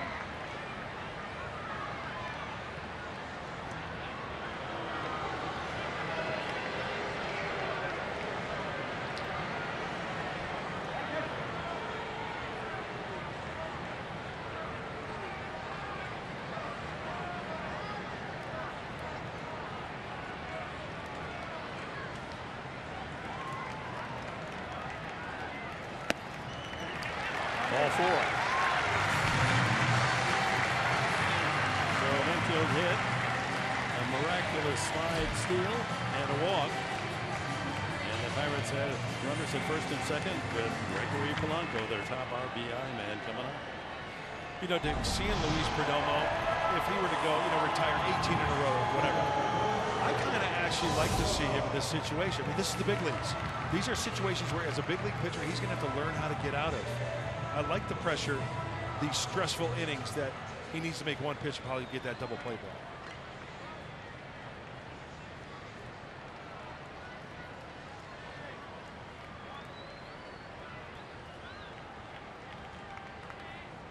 No shift. Polanco just 233 with runners in scoring position. Takes a strike.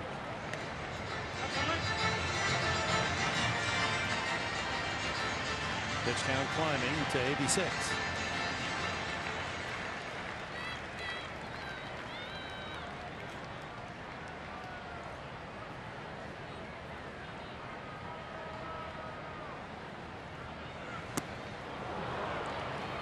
Breaking ball. That's pitching right there. Pulling the string down to where a pitch that's located that where you can't get hurt. He threw that one exactly where he wanted it.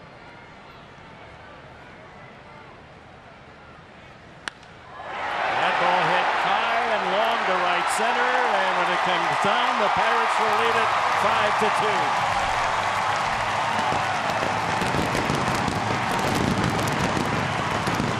Number 16 for Gregory Polanco.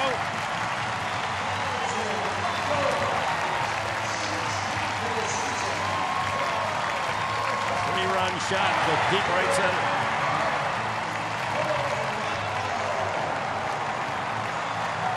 Oh, Perdomo had him in the palm of his hand. How did he get there? First pitch, two-seamer right there at the knees. Second pitch, a slider down, swung on a miss. Now 0-2. Oh no, clear to the decks.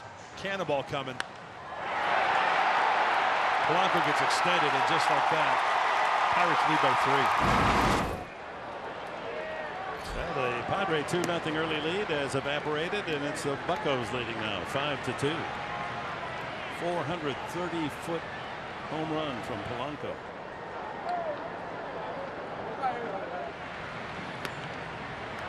David Freese hasn't hit the ball hard, but has 2 singles to show for it, and he scored 2 runs.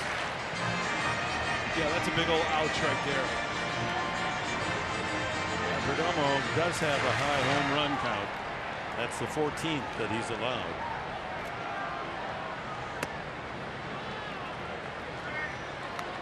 Which is unusual for a ground ball pitcher. And this is up. That's right, it flattens out, and guys like Gregory Polanco, when they get extended, yeah, they can do some damage. 3-1 now to Freeze. Still only one out here in the 5th.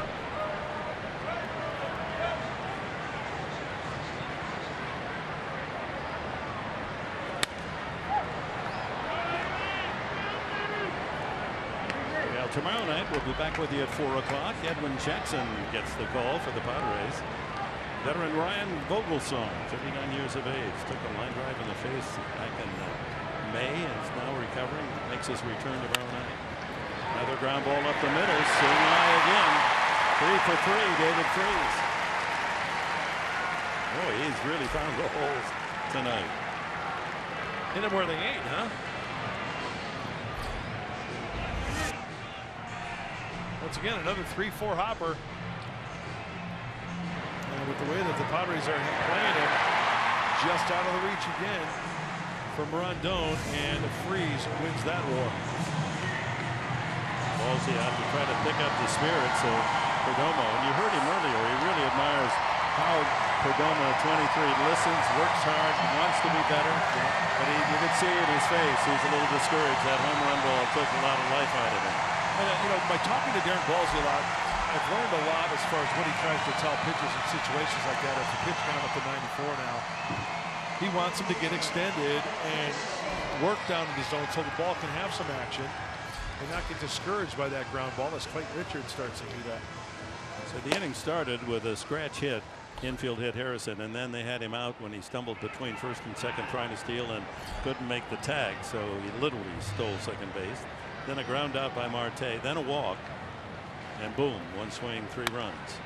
Jaso knocked down by Myers, covering, no, safe at first. Schimpf came over to cover second, and it's unraveling here for the Padres.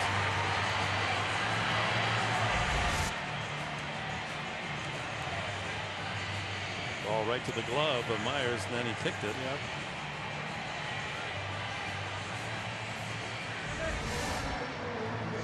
So the inning continues, still only 1 out. We're assuming that's going to be an error.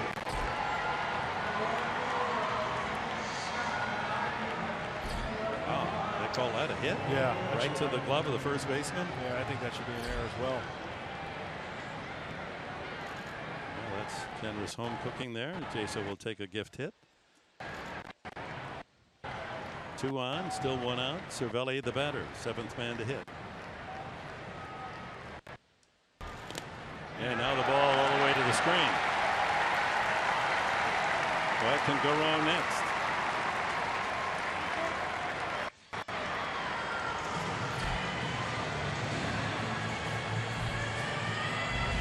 Wild pitch moves the runners to second and third. Just got extended a little bit too much as that ball bounces.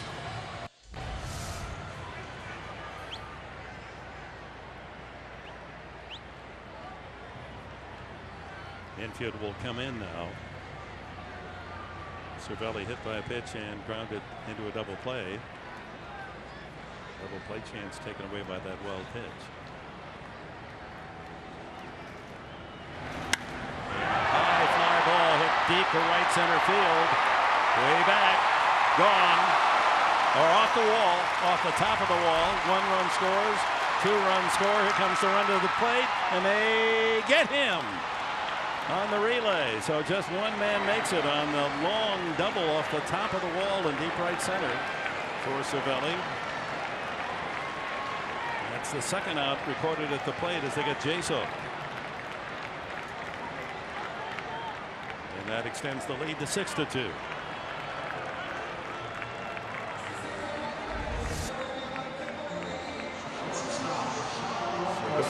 One's up at third on the throw. Yeah, he does a good job. That pitch was up and in a little bit, driving it the opposite way. Hit the top of that yellow banner in front of the bleachers and right. And a good relay.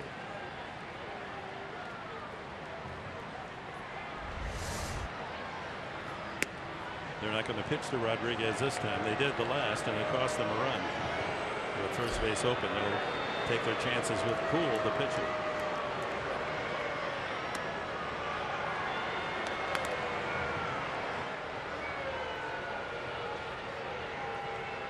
So first and third for the pitcher as soon as the fourth wide one is delivered.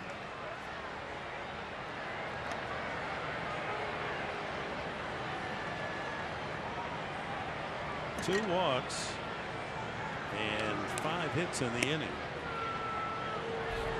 for the 6-2 lead.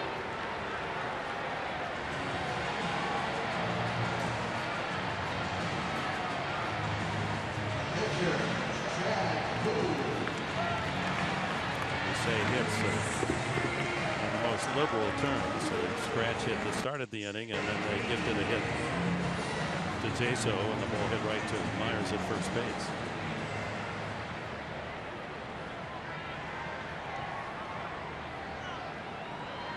Ninth man to bat here in the 5th inning.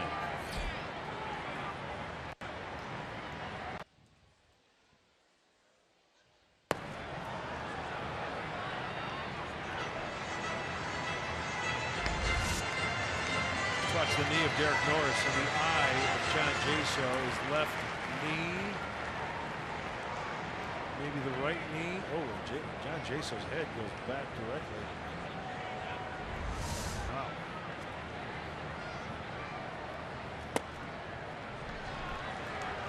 One and one to the opposing pitcher, Cool.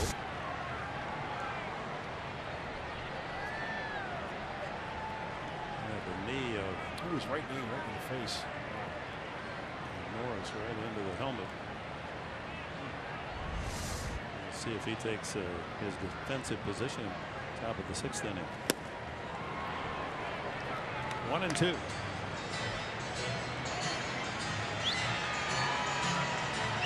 Solarte made a good play on Poole's ground ball the last time up.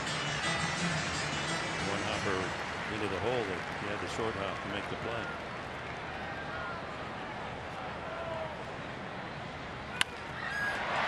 Shortstop Rondon goes the short way for the out. But it's a big inning for the Pirates, the 5th, as they rack up 4 more. 3 on the home run stroke of Gregory Polanco, and it's now 6-2.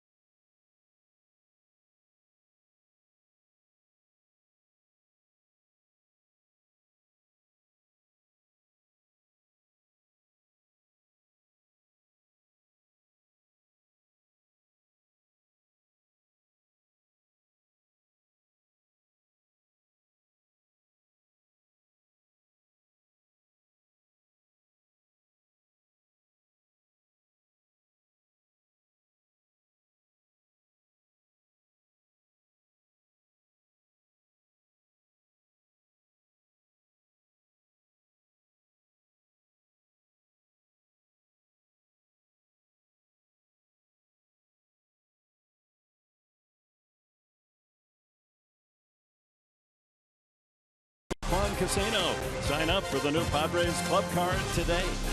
By Petco, where the healthy pets go. And by your San Diego County Lexus dealers. Dick Enberg, Mark Grant, Julie Alexandra here at PNC Park in Pittsburgh. And there's the marking on that left eye where he took the knee from Derek Norris on the slide at home plate, John Jaso. Oh, that's a good one. Doesn't seem to be affecting the Pirate first baseman. Have to wear the patch tomorrow and be a real Pirate. It's only appropriate, right? Yeah. So, Chad Kuhl gave up a couple of runs in the first inning. Has settled down, allowed only 1 hit since. He's struck out 4, walked 3, and now staked to a 4-run advantage. Solarte, Dickerson, and Schimpf for the Padres in the 6th. Solarte's been on base both times, walked and scored in the first, single to right the last time. Yeah, looking at the leg or knee of Jankowski.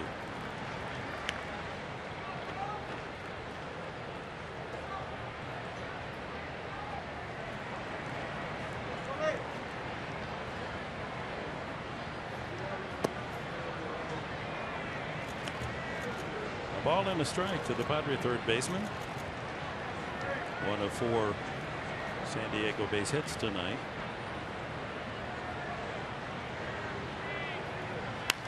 And he's got another. Lines that one to left field. Cut off by Marte. On base 3 straight times. Solarte. Time now for the tools of the trade, brought to you by Ram Trucks. We're going to talk about the swing of Alex Dickerson into this game. A .294 average. He's hit 7 home runs, 21 driven in. Hey, the relaxed setup, good power position. The hands are back, eyes are down at impact, driving that ball through the hitting zone. The bat, and then the strong. He's just an overall strong kid. Short, quick stroke. Uses the whole field too, which I like. And that's that home run he hit in Toronto into the upper deck for Alex Dickerson. He has doubled a line drive that McCutchen misread, and it flew over his glove in the first inning, accounting for a run. Then he later scored himself on Jabari Blash's single. 1-1. 81 pitches now for Kuhl after he struggled through that first inning. 26 tosses. Well, 1 swing, and the Padres are right back in this one. 2-1. A couple of double plays have snuffed out potential rallies for the Padres tonight.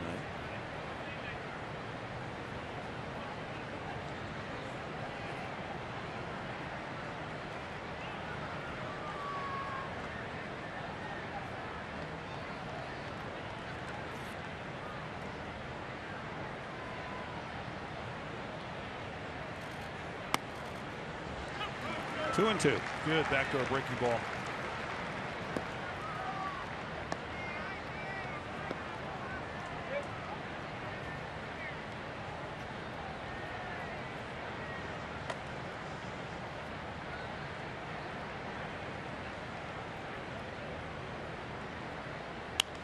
Reaches out and spoils that one. We arrived here at PNC and checked the scoreboard, and of course there were no lights on the board except a game already finished in Colorado. Texas beat Colorado 7-5. A day game on a Tuesday. Maybe that was a makeup for a rain out, but that wouldn't be, because Texas only goes once to Colorado. Yeah, that's odd. On a Tuesday. Yeah. We can look into that one.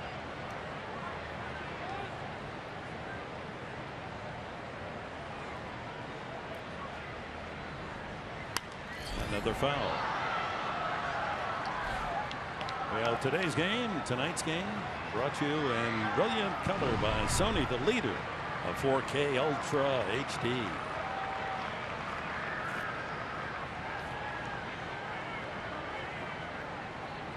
Good battle here, Dickerson and Kuhl.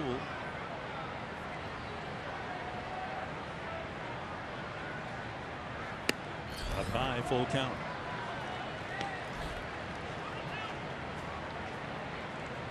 Ryan Schimpf on deck.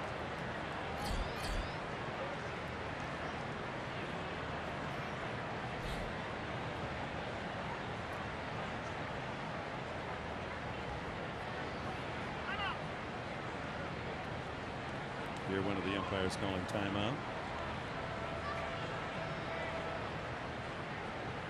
Solarte a safe lead at first. See if he's going 3-2. No. And it's ball 4. Taken outside. A good at bat for Dickerson. Battled out of an 0-2 count to earn a walk, and so 2 men aboard. here in the 6th inning. You really have to love the discipline of Alex Dickerson and knowing the situation. Down by 4. He will gladly pass it on to Ryan Schimpf, and hopefully he can do some damage. 4th walk given up by Cool. Pitching coach Ray Searage to have a chat. That's what fastballs do when they hit that outside corner, right? It's huh? I like it. Hey, bringing back some memories. Ray and I played winter ball in Puerto Rico back in 1986. Oh, man. Time goes by too quickly, Professor. It's only 30 years ago. Yeah. You know, there's a little nugget yesterday on yesterday's date in Pittsburgh Pirates history. 1946, just after the war, this Pirate Ball Club was sold. John Galbraith and Bing Crosby, the singer, was in on the ownership. And this entire operation sold for $2.25 million. $2.25. You have that much on you right now. You could have bought the ball club. Can you imagine what a kind of an investment that is? Yeah. Well, George Steinbrenner sold the Yankees, or bought the Yankees, I should say, for like $12 million back in the day. The value of sports properties, and of course, the reason why they're so valuable is the television money that has boosted the coffers and given us all good employment, by the way. Yeah. 1 strike to Schimpf with 2 on and no one out. The Padres down by 4 here in the 6th inning.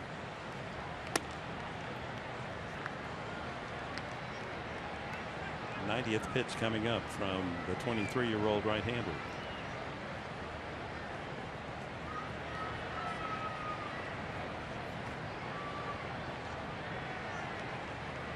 Schimpf has walked and struck out.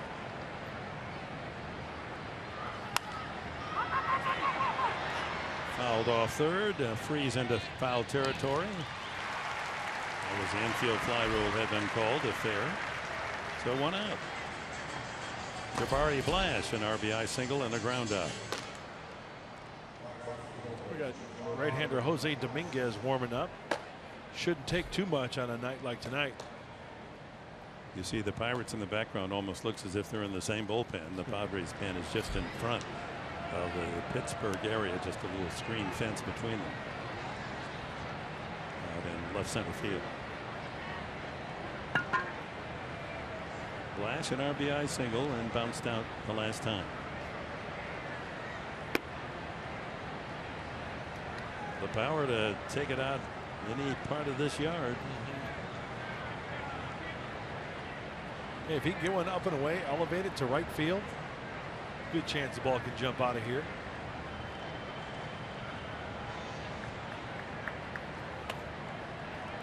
Two 2-0. Now,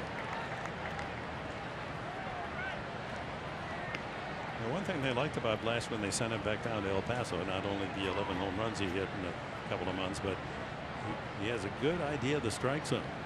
He walks a lot for a big slugger.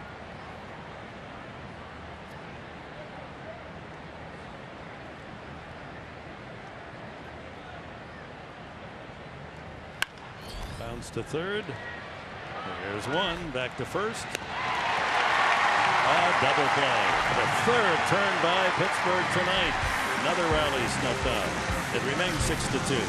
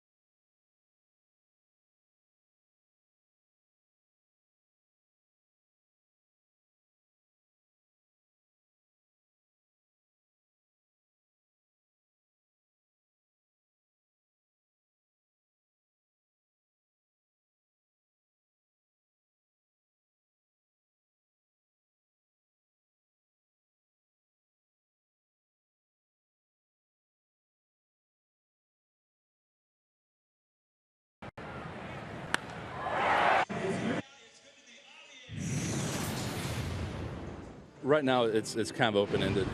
We understand that there's guys in different situations, the younger guys, and those guys need to be monitored, and how that transpires, we're not exactly sure. And I'm here to fill into whatever role that is. Right now it's in the bullpen. Personally, I would love to get some starts. I feel like that's where I'm better suited. I feel like preparing every 5 days and getting out there and being able to execute a game plan. And for me, I like to get into the rhythm of a game, and it's when you're a starter, you establish that rhythm. Yeah, well said by Clayton Richard, who has entered the game here in the bottom of the 6th inning in relief of Luis Perdomo. And our pitching change brought to you by El Cajon Ford. And with the Cubs and the White Sox, or I'm sorry, the Cubs, check that. The Cubs, the 27th game for Clayton. It's very interesting. You can see that interview, full interview we had before the game on post game with Mike and Mark. Some interesting little nuggets from Clayton, getting ready to be a Padre and get back to the big league level. Came over to the Padres and worked 4 years in the Jake Peavy trade with the White Sox. Faces the leadoff hitter, Josh Harrison. 0-2. You know, I talked to Clayton after his last outing, and I noticed his hand out of his glove was kind of herky-jerky. He had like a little movement there. I said, Clayton, you didn't do that before. He goes, well, if you back it up, my delivery had a much more faster cadence to it. See the little herky-jerky there, right as he said? Yeah, and now he said he has slowed up his front side, his leg kick, where it was much more quicker before. So that enables him to get his hand out of his glove more, and that's why he has that little bit of a herky-jerky delivery. The hand out of the glove right there. Ooh, just missed inside. 2-2. So he's slower on the front side, enabling his hand to come out of his glove sooner and stay back, and then work downhill to get in a good throwing position.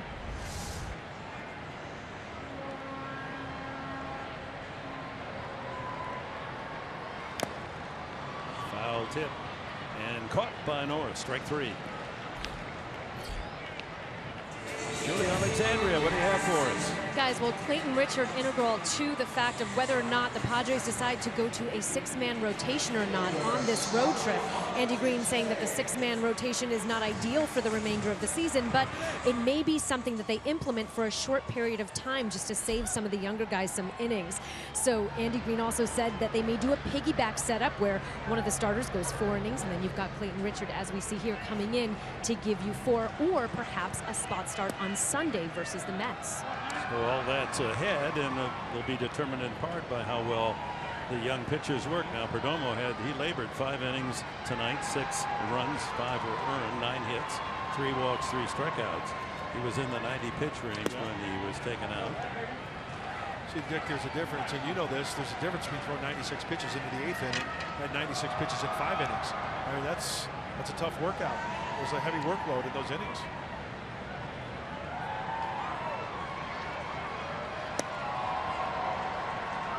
Starling Marte works the count to 3-0. It's hard to believe, but in the last 2 weeks, this is the most runs the Pirates have scored in a game. Have to go back to July 27th. And they scored 10 against Seattle. They have 6 tonight. And a 1-out walk to Marte. Follow Padres Baseball live with the MLB.com at-bat app. Stay up for a moment at any moment with game day, live game video highlights, StatCast, news, and more. Download MLB.com at-bat, the #1 app for live baseball on your phone and tablet.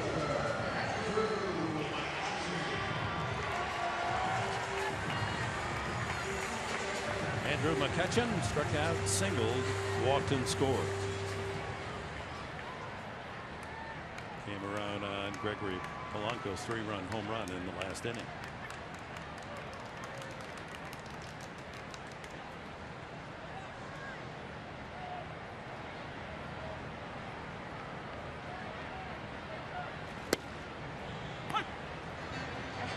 On the fastball. Yeah, Richard is slinging the ball more, isn't he?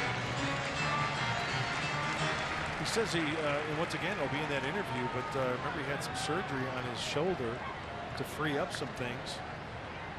And he says he feels more free and easy now. He's got a good move.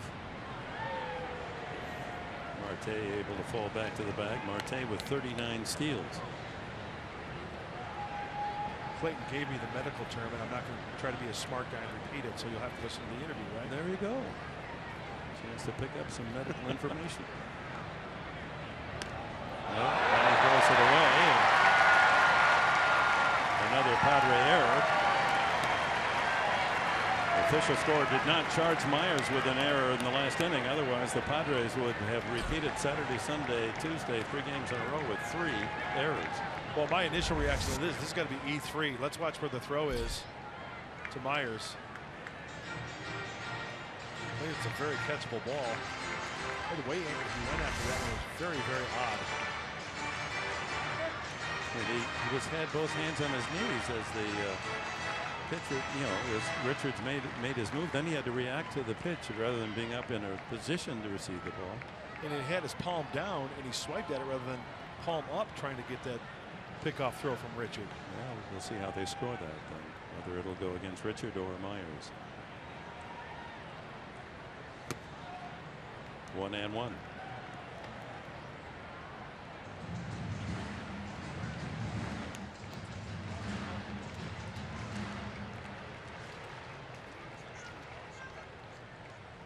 E3 is the call.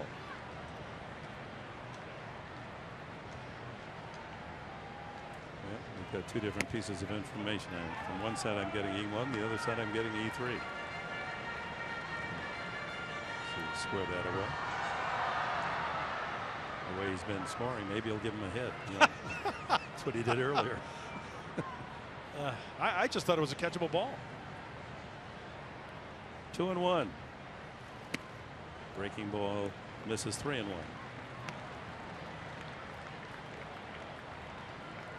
Lafayette, Indiana High School, right near Purdue University. It was the high school football player of the year in Indiana. Matriculated in Ann Arbor at the University of Michigan. Didn't play much at quarterback, but was on the team.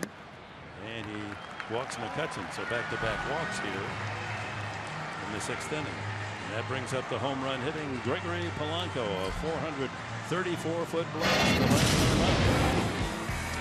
Yeah, that was a big-time mistake. 0-2 and Polanco. Anytime he gets extended, good chance that that's going to happen. Almost hit that into the greenery behind the right field bleachers. And it's time now for In the Driver's Seat, brought to you by Kia. Gregory Polanco in the power department has been in the driver's seat for these Pittsburgh Pirates. 16 home runs in 97 games. 16 in the previous 2 seasons. They have now charged the error to Richard on the play at first base. Breaking ball for a strike. So up there with 2 men on again. His 3 RBIs on the home run gives him 59 to lead the Bucks on the season.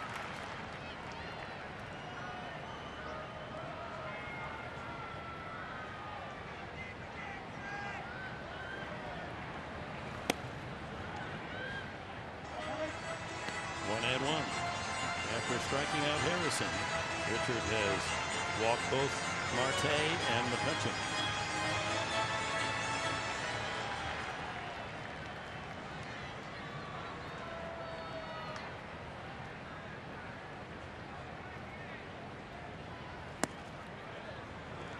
Two and one.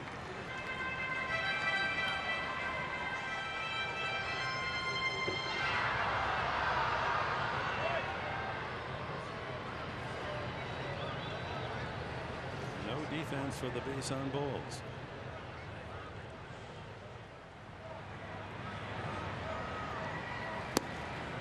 That's in there at the knees. 2 and 2.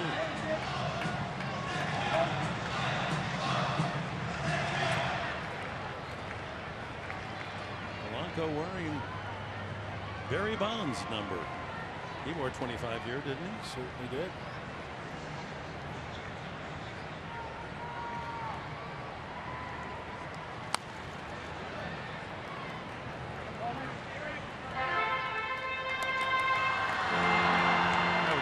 To send out a happy birthday wishes to the greatest players in the history of his sport. Rod Laver is 78 today, and tonight Carlsbad, California, a good Padre fan, Charger fan, the Rocket, Redhead, happy birthday, number 78. Very nice. Does he watch the games? Oh, he's a great fan. Yeah. Happy birthday, Mr. Laver. Smothered out in front of the plate, foul. And Bob Cosie's birthday tonight too, 88 years old. Wow. The two-hand set shot. Didn't he have the two-hand set shot? Maybe early in his career at Holy Cross, but I think more runners, and he was really the first that could dribble between his legs. And magician with the ball. A lot of birthdays today. John Cappelletti, who was a Heisman Award winner over at Penn State, 64.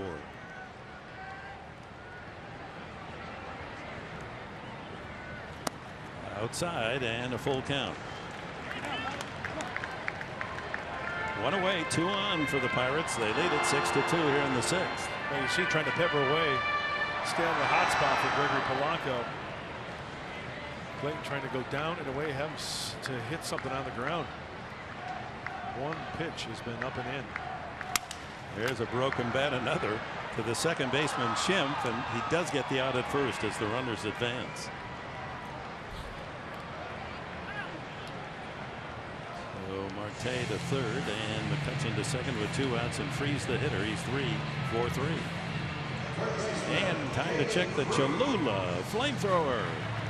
Yeah, for the left-hander Clayton Richard, 93. I'd say that's mild chunky. It's all about locating that mild chunky to get a grounder or a broken bat like he did on that last play. Hot sauce is chunky. Oh yeah, sure. You get a little chopped up onions and tomatoes. Oh, when you put yeah, it's kind of a chunky into it. Yeah, oh, yeah. Master Chef Gives it a little texture. Yeah, that's right. Yeah, I got you. That's good. What kind of hot sauce do you like? Do you like hot sauce, first of all? Because I know my dad. Just a little. My dad doesn't like spicy stuff. A little bit I like. I mean, I like flavor. I don't like, when just you take it in and then fire comes out of your nose and smoke out of your ears. But some people do like it. Hotter the better. You know what I do? I put a little Cholula in with my ketchup and mix it up with my omelets. There's a little flavor to it. Yeah, if you can spread it out so you don't take that one off the bite. You kind of cut it a little bit, So second and third. And Freeze, who has had a terrific night tonight, 3 hits, all singles, scored 3 runs, and hasn't hit the ball hard yet. He just is finding beautiful holes through the infield. Yeah, you got first base open here. And the first pitch in there for a strike. And you've got the left-hander John Jaso, Encino Man on deck.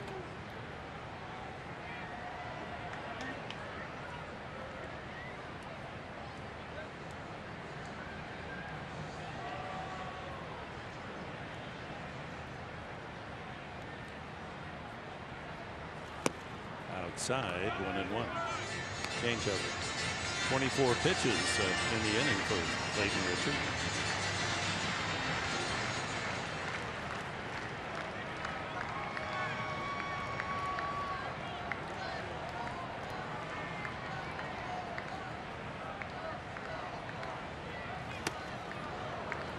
A little giddy up on that one. Hey, after that changeup, you bet. This might be a situation where Freeze will swing at a bad pitch, trying to get those 2 runs home. 3 times with 4 hits, his career best. 3 tonight. 2 runners in scoring position.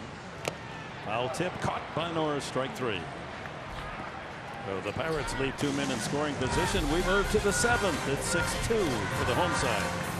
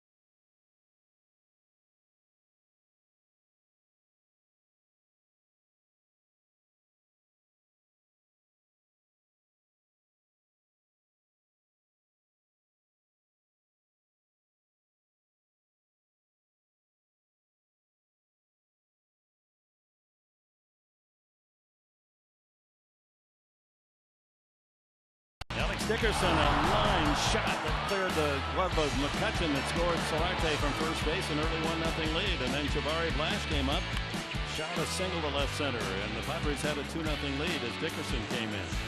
So that's the Padre highlight with the score tied at 2 in the 5th inning. Polanco, 2-minute board, sends one 434 feet from home plate, almost out of the bleachers. A 5-2 lead, and then Francisco Cervelli doubled off the top of the right center field wall. That scored another run.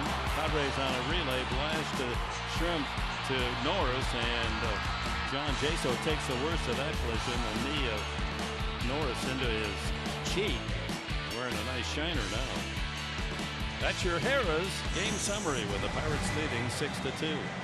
Perdomo went 5 innings, allowed 6 runs, 5 earned. Chad Kuhl has worked a fine game since the 2 runs in the first inning, only 2 hits since. Dickerson 1 for 2, an RBI double.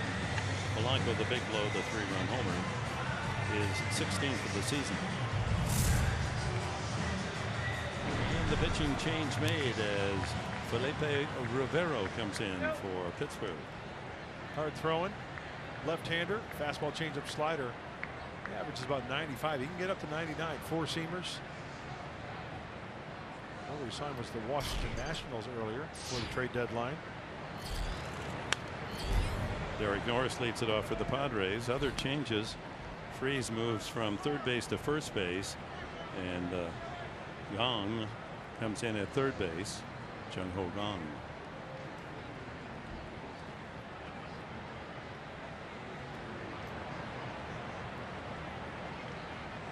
Jaso out of the game.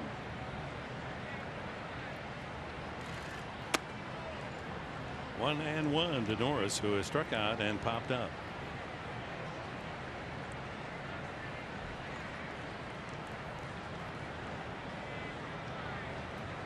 Padres have Norris, then Rondon, the pitcher spot, so a pinch hitter here in the 7th.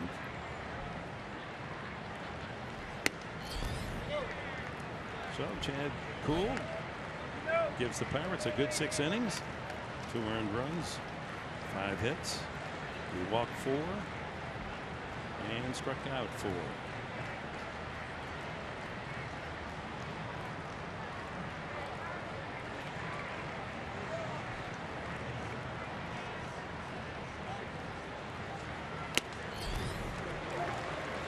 Foul tipped. 2-2.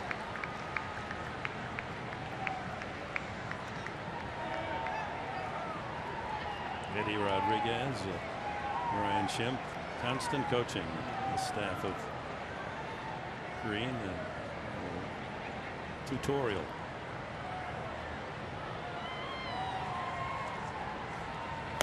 Struck him out, swinging.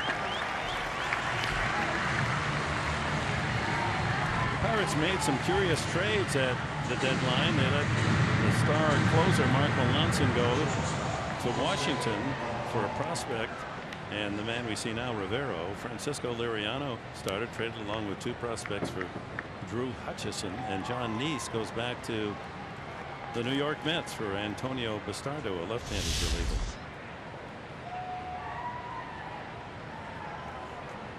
Rondon is grounded to second and lined to right.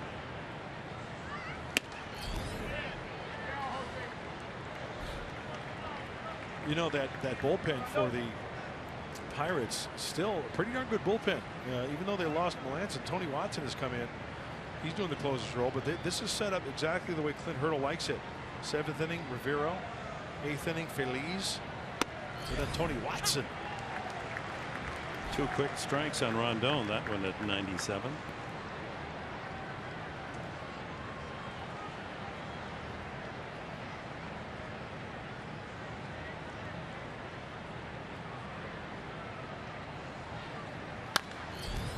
To the right side, and Freese takes it to the bag for the 2nd out.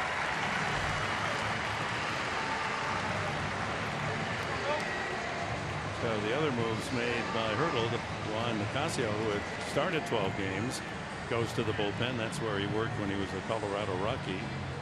And Jeff Locke, we've seen him as a starter, 19 starts this year, but high ERA. He's gone back to the pen. Yeah, and that's all a mindset to where if you're sent to the bullpen, you got to You got to go down there and make a name for yourself. You can't sulk about it. Hey, you're still wearing a big league uniform every time you're giving that ball, whether it's an inning or two or maybe long relief. Bottom line is get outs. Adam Rosales will pinch hit for Clayton Richard.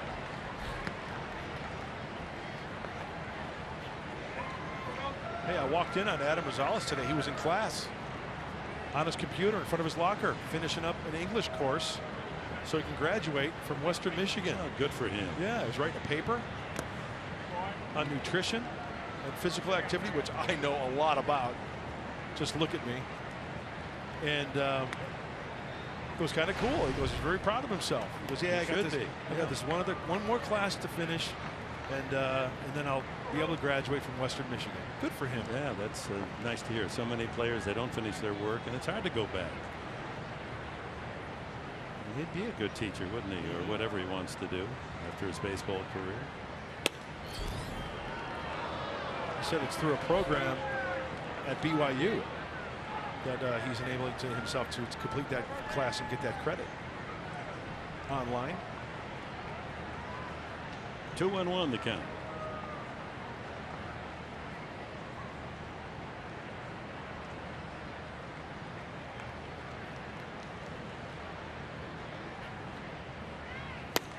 Three balls and a strike. Leadoff hitter Jankowski would be next. Campos and Bauman. Campos the right-hander, Bauman the little left-hander, getting ready. Hey, he's wearing his stirrups the right way. Low part in the front there, Haas. Did you try? I didn't. No. You didn't help him get those on tonight. I like the look. I do too.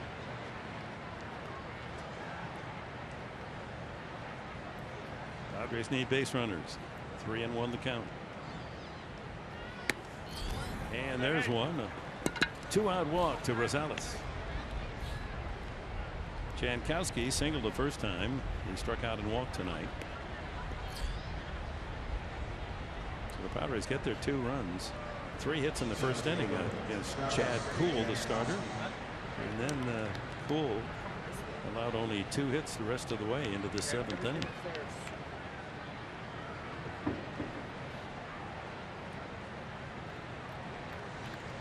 6 rookies of the 9 starters for Andy Green tonight. Sign of the times. Some rookies making a lot of noise down on the farm. Austin Hedges continues to hit 2 for 4 last night. He's hitting .345. Wow. 0-2. And another young catcher, Austin Allen at Fort Wayne. He's got a 22-game hitting streak. Longest streak in the Midwest League all season long. And that's close to the all-time record at Fort Wayne. Sean Burroughs had a 23-game streak way back when. That ball gets away, and Rosales will advance to second base on the wild pitch. Seems like a trend for the Padres. Minor league catchers named Austin. Yeah, there you go. And they're all hitting. But once again, with the situation with the Padres, we've talked about this many times. 15.5 games out going in today's game. We've got the 6 rookies in the lineup, and what a better way to learn this game of baseball at this level is to throw them out there. What do you have? Show us what you got, and show what it's all about at the big league level.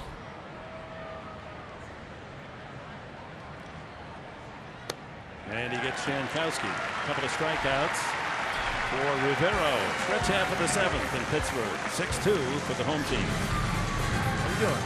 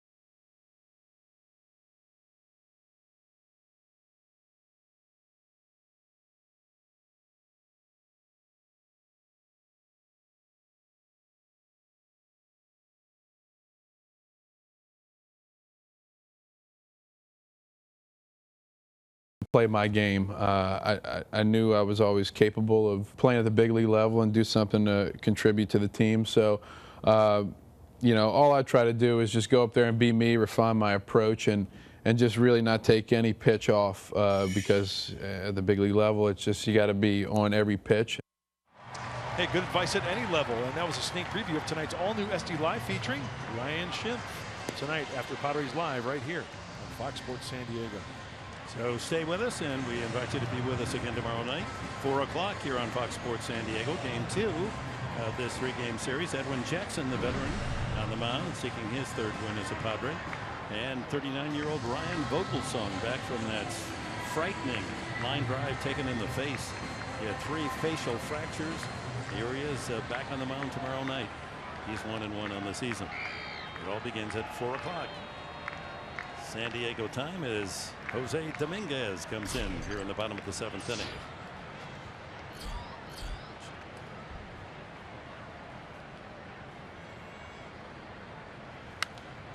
And the first pitch is fouled away.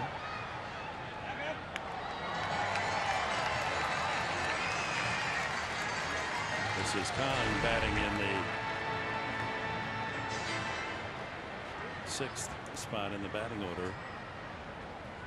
His first at bat tonight. Chung Ho Kong.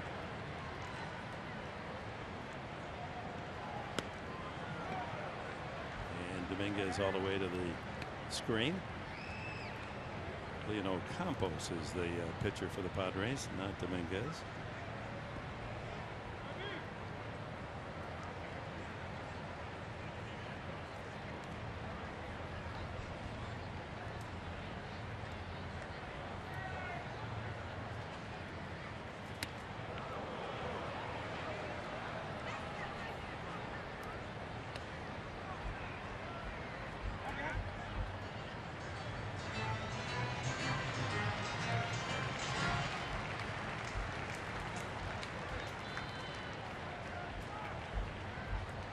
Another one of the rookies, another pitcher doing his best in an audition in the big leagues. Campos. Foul back. And once again, learning at the big league level. Got to hit your spots. You know, this isn't El Paso. The ball's going to fly in El Paso. We all know that. Leonel worked in 33 games for the Chihuahuas. Had an ERA just over 4. Once again, that's the PCL. That's El Paso. It's I remember back in the old days, they said in the PCL you could shave off a run. Over a full year, you could probably shave off a run because of the way the ball flies in that league. He gets gone for the first down. Nice slider. That'll bring up Francisco Cervelli, the catcher. That's a good slider at any level for Leonel Campos. Getting it out there in perfect position. Watch the glove of Derek Norris. Get out there, spin it. And way out in front. Bang a gong. Get it on. Cervelli hit by a pitch. Grounded into a double play and doubled in a run off the top of the right field wall.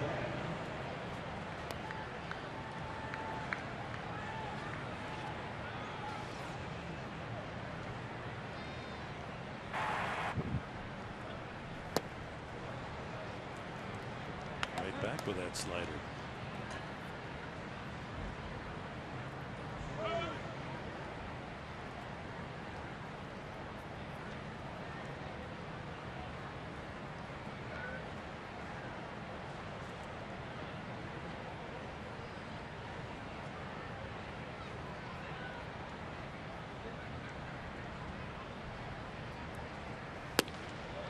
Strike 2. Saw a nice little quote today. What was that? We probably wouldn't worry about what people think of us if we knew how seldom they do. That's a good one. Yeah, I brought a chuckle as I wrote it. Where'd you see that one? In the Post-Gazette paper, the Pittsburgh paper daily. In the dirt, 1-2.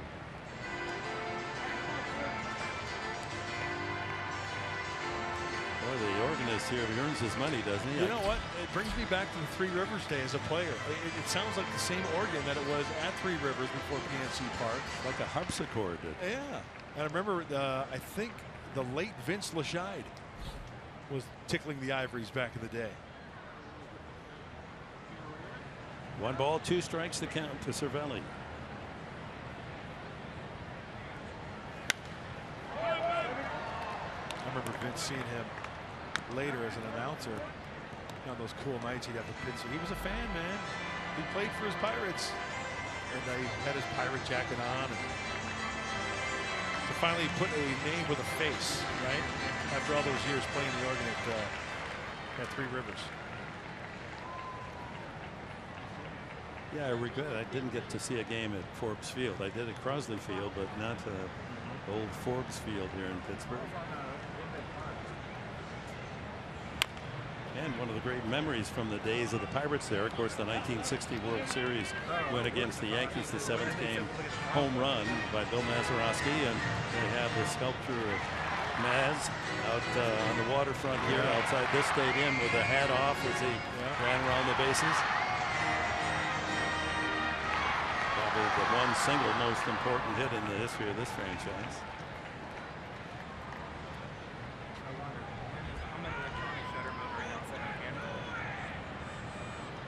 Again, the 1-2 pitch. Fooled him. Strike 3. Couple of nice strikeouts for Campos as he gets both Gong and Cervelli. This slider looks like it backs up a little bit. He wants it down and away, but sometimes when you back up a slider, it'll go the other way just a little bit and fool Cervelli. Yeah, you bet. 2 in a row. Sean Rodriguez has knocked in a couple of runs. Ground out in the 2nd inning with the bases loaded. Made it a 2-1 game. Padres leading at the time, and then he singled and run in the 4th inning to tie it up at 2 before the big 4-run 5th inning for the Buccos.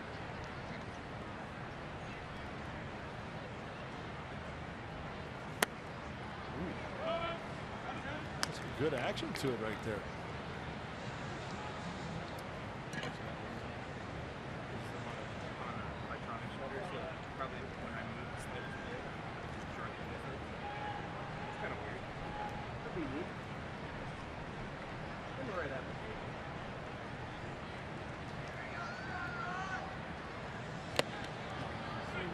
Fouled into the glove of Norris, so he's a pitch away from striking out the side. Campos.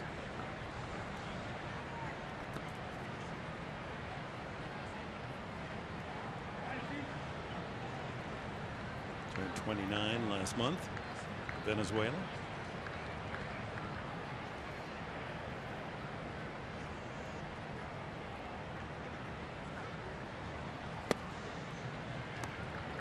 Over but low.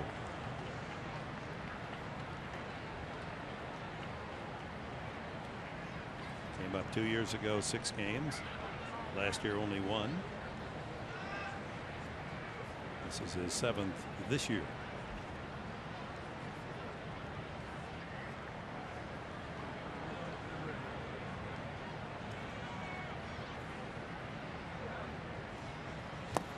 Foul tip. Actually swung and missed, and the out had recorded at first base. So Campos strikes out the side. We go to the 8th. Padres need 4 to tie.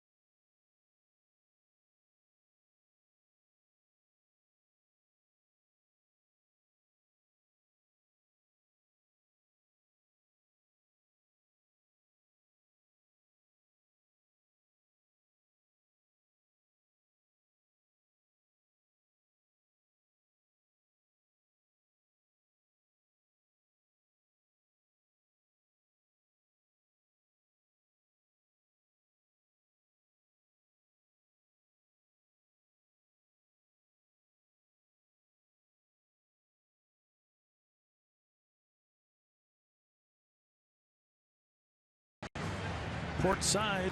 Yeah. Yo ho ho and a bottle of rum. Oh, is that why it slowed down? Huh? Yeah. So Antonio Bastardo, who was acquired by these Pirates at the trade deadline. Stubby left-hander. And the first pitch is swung on by Myers, and he got all of that one way back to left field. And Myers will touch them all. Well, that gets one of the runs back. Number 22 for Myers.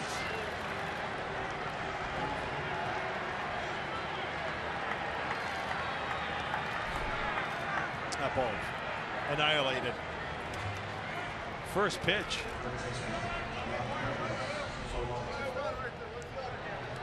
So 6-3 the score. What does the lefty have to offer? Oh, it's a high fastball. Cleared the decks. Cannonball coming. That one sailed deep into the left field bleachers. Batting right-handed for the first time tonight, Solarte, left-handed, 2 singles and a walk, scored a run.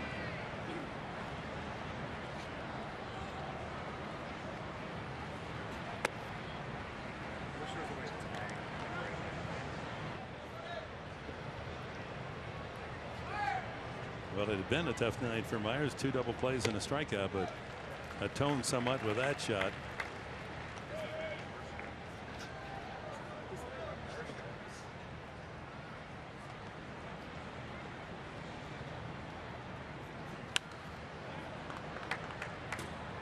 A ball, 2 strikes. Solarte with Dickerson to follow.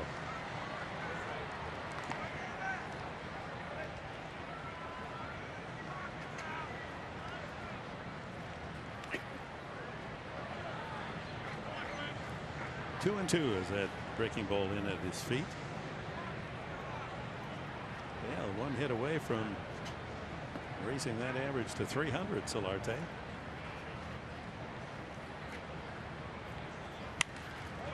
Popped him up. Back of the plate, now to play. He had a fat pitch to swing at there. Middle in.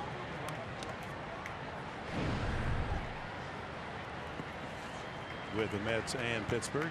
Now his 45th appearance.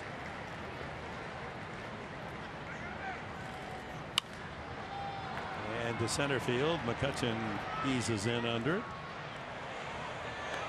for the first out here in the 8th. Again tomorrow, 4 o'clock, our TV time on the West Coast.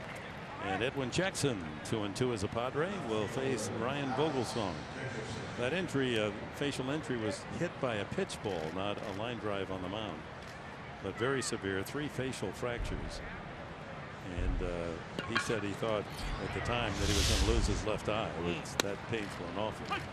But here he is. I mean, the courage of the man back. He wants to climb on the horse, get up on the mound again. So that'll be tomorrow night. A lot of fans pulling for him. Dickerson, a line drive right to the grass and to the glove of second baseman Harrison.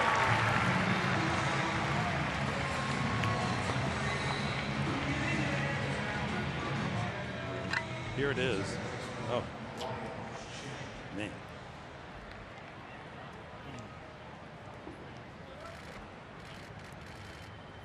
Jordan Lyles, the Rockies pitcher, on the mound. And that was a frightening moment. Man that was originally drafted by the Pirates, struggled, finally went to the Japanese league to reinvent himself, came back, had a couple of good years with the Giants. Yep. Not going to give it up.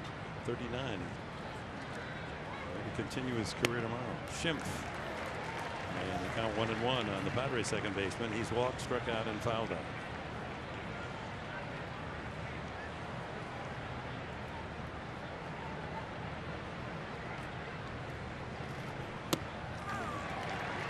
One and 2. Fastball in, having difficulty with that from the lefty Bastardo. Well, Myers, 22nd home run of the season for the Padres, a solo shot here in the 8th, and that extends the string to 18 consecutive road games. Strike 3 call, and the inning comes to an end. So Myers with a home run, the longest string of any major league team this season. Home run on the road, 18 consecutive games. A no-doubter to left, number 22, and the score is 6-3 Pittsburgh.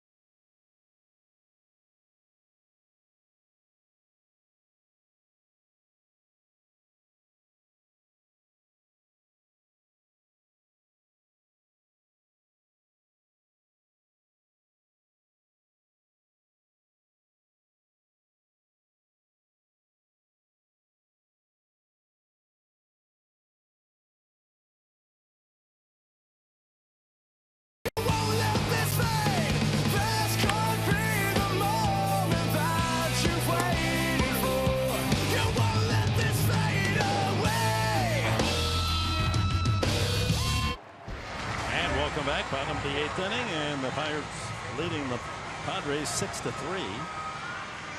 And Leonel Campos, who struck out the side in the 7th, goes back to work in the 8th and will face pinch hitter Matt Joyce, former Tampa Bay Ray.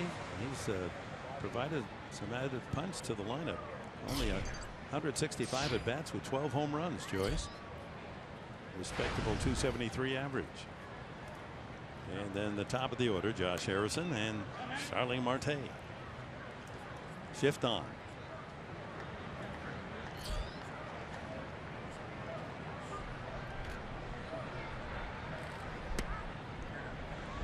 Using that slider liberally is Campos.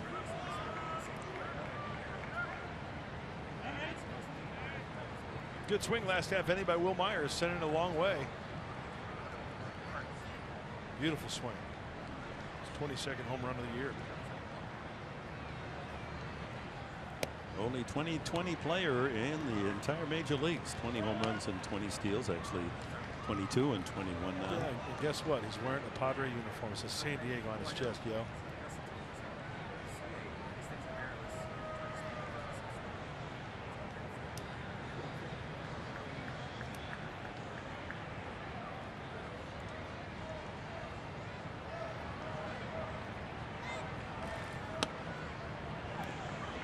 Three and 0 now to Joyce.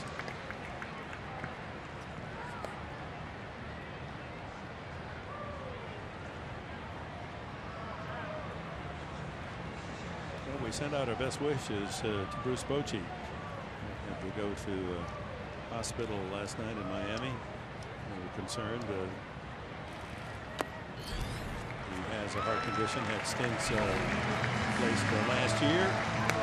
We thought he'd be back in uniform tonight. No word as to whether that is the case, but as many friends and fans here in San Diego wish him well, certainly. Absolutely. Leadoff walk to Joyce brings up Josh Harrison. The Giants' lead has shrunk to 1 game ahead of the Dodgers starting play tonight. Dodgers and Phillies just underway, no score in the 2nd. Was released, Bochy, from the Miami hospital this morning and was in uniform against the Marlins tonight. Good news. Big Bo back in uniform. Glad to hear that. here. Just kind of felt a little, thought I'd get it checked out. I'm fine. Harrison is grounded out, struck out. Infield hit and scored. That's what started the 5th inning, and then he made that miraculous slide around tag over and under Ryan Schimpf to stay alive, and that was key to the 4-run inning. The 3-run home run by Polanco would follow. Huge play. Great slide.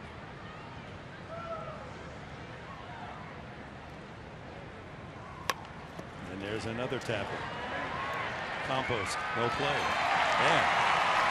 Pirates have just worn out the Padres with scratch hits tonight. Unbelievable. Yeah, very frustrating. Nothing you can do. You make a good pitch, and sometimes that's going to happen when you have the sharp sinker like the Perdomo, and you have that slider working, and you pull off it as a hitter. You can see Harrison one-hands this, and it's a pretty good sacrifice bunt right there. The full swing version.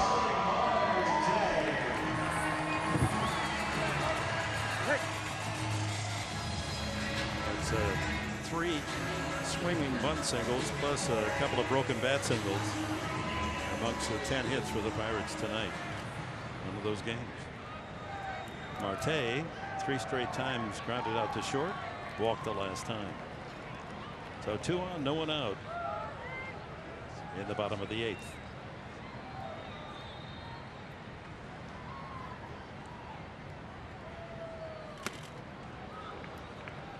.93 miss on the fastball.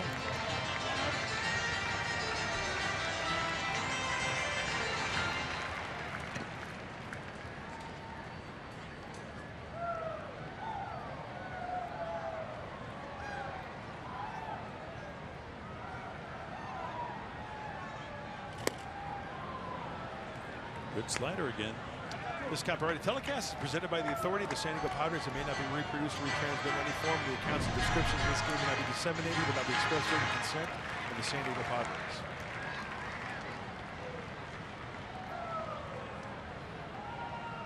Infield squared away, double play position. Tough to double up this guy. Marte is very fast. 1-2.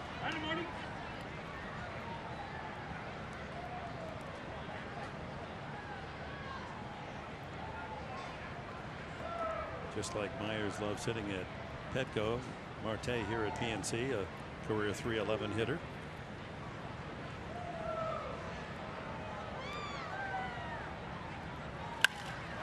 Drives to center. Jankowski, a long run, and makes the catch going away.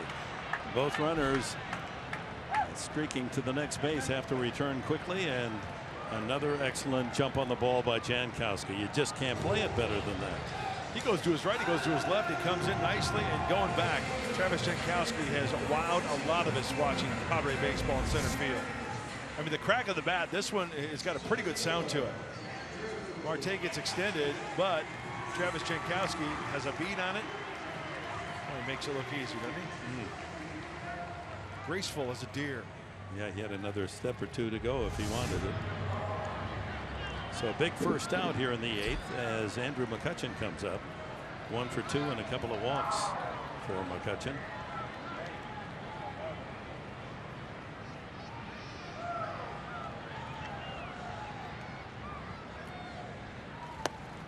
"15 home runs this year for McCutchen." This surprised me, this note on Andrew McCutchen in the history of the Pittsburgh Pirates.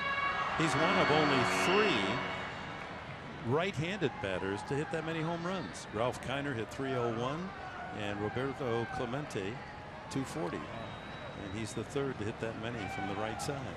Well, I see him pulling off a lot of pitches, that last one in particular. 1 ball and 1 strike.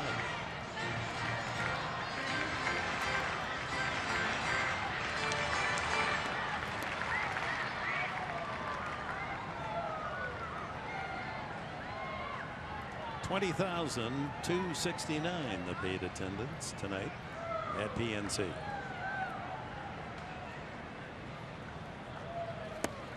"45-minute delay at the start because of a brief shower.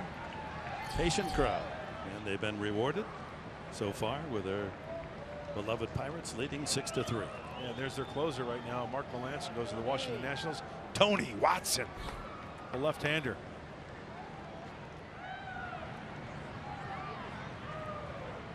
Two and one to McCutchen. 2 on, 1 out. 3 and 1.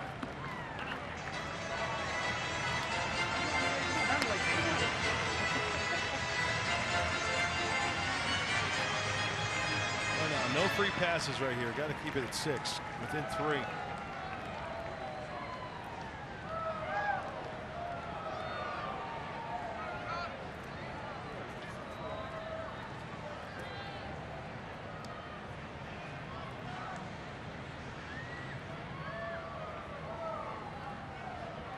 Harrison, infield hit at second.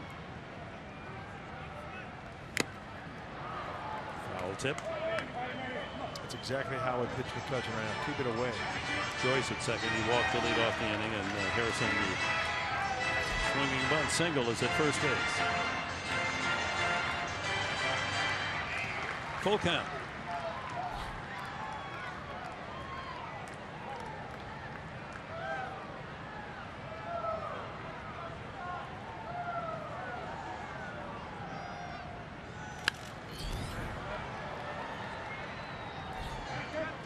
Well, one thing's for sure about this venue, Professor. We're never going to get a foul ball in the noggin.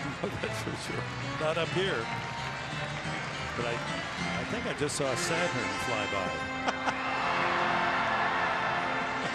Is this higher than Washington, or maybe DC? I think Washington's higher. Even higher, yeah.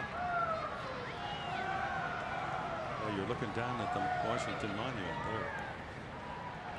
Hi, everybody. Hubba hubba. That ball driven foul to left. Hey, time here. Let's go back to our keys to the game, brought to you by your Honda dealers of San Diego. Well, the first one was Rattle the Cool Kid. Chad Gould, the rookie, making his 5th start for 6 innings, 5 hits. But they rattled him the first inning. Yeah, a little bit. Less slop, more pop. Well, not a good one. So get the red marker out, Professor. 2 errors and 2 extra base hits. And it could well be 3 errors and generous scoring. Gave a hit to Jaso and should have been an error. Again, the 3-2 pitch. And jammed him again. His last 2 pitches right up in the letters inside.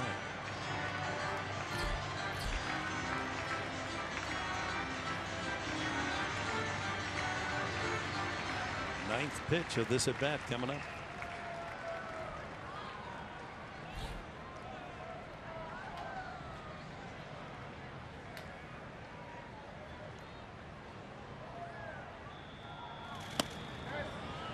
Ball 4, just missed. 3rd straight time McCutchen has walked. And the bases are loaded with 1 out for Gregory Polanco. And it's time now for our Carl's Jr. star of the game.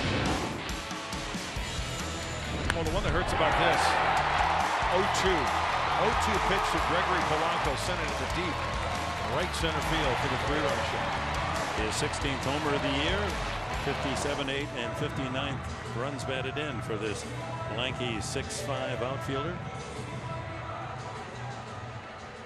He had flied out twice to center. He's grounded out since, but that was the big blast because the game was knotted at 2 at the time in 1 swing. And the Pirates led 5-2. Chance to make more hay right here.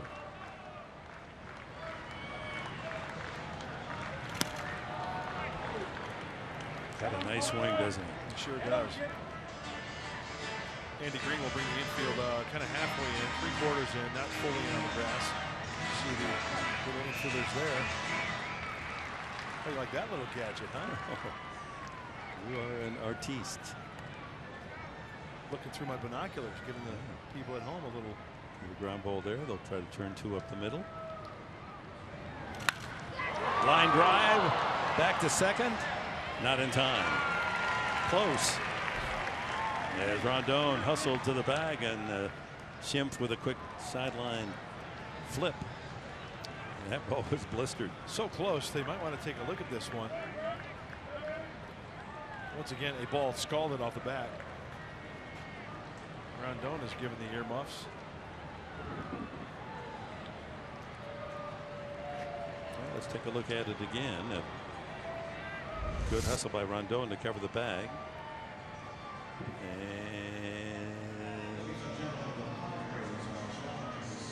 Well, that's close. I think he's safe. Not enough to overturn it. Andy Green can save his time, but they've already called for the challenge.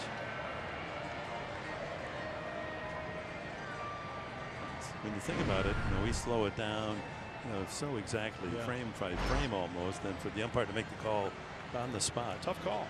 And in a way, it kind of takes away from the talent and skills of umpires. Every close play is going to be, challenged, reviewed. That's play that at full speed, folks, and you try to make the call. Exactly. Second base umpire Phil Cuzzy making the call. The out is for the catch at second base. He still had his hand up, and then he made the call safe at second on the slide back.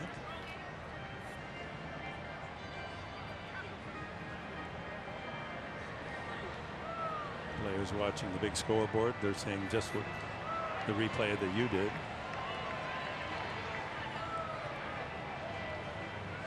And safe is the call. So 2 outs. Base is still loaded for David Freese. Freese, 3 straight singles, scored a run on all 3, and struck out his last time.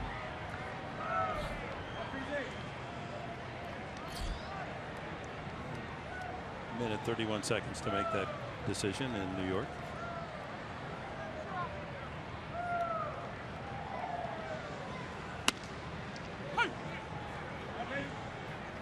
Paint on the inside corner. Couple of walks and an infield hit for the Pirates, loading them up.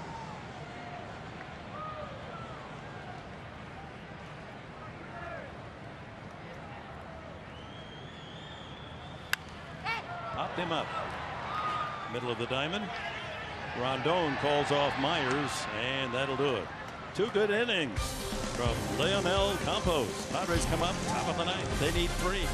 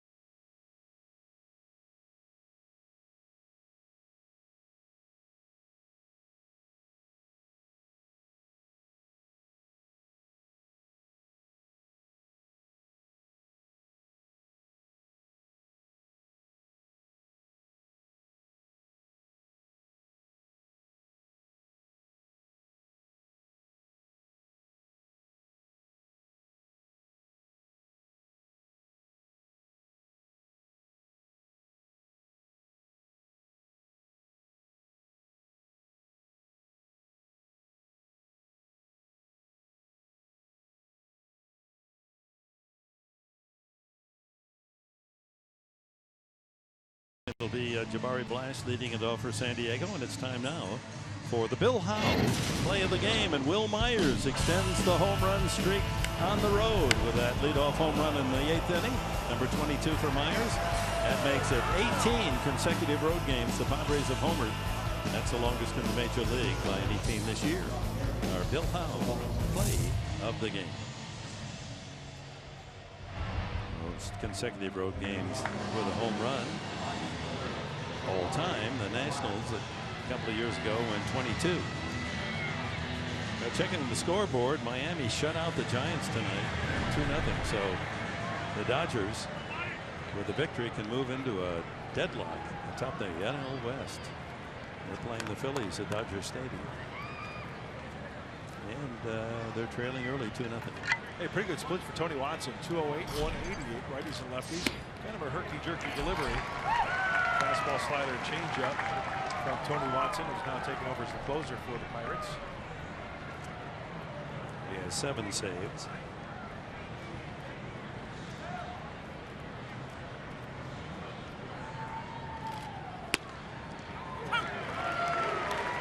.94 on the fastball strike.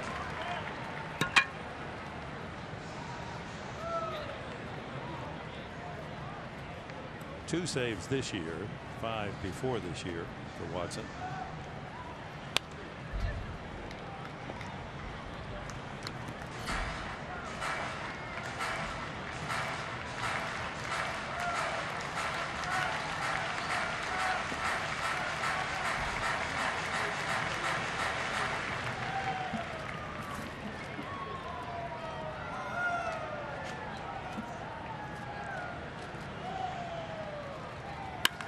Ball hit well to left field by Blash.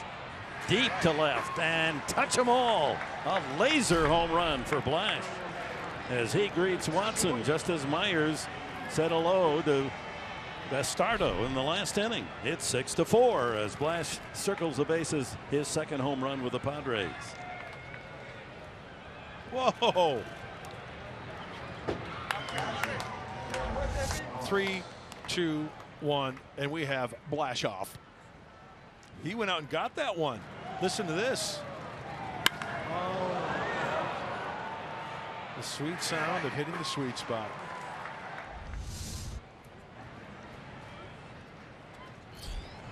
So no one out. 6-3.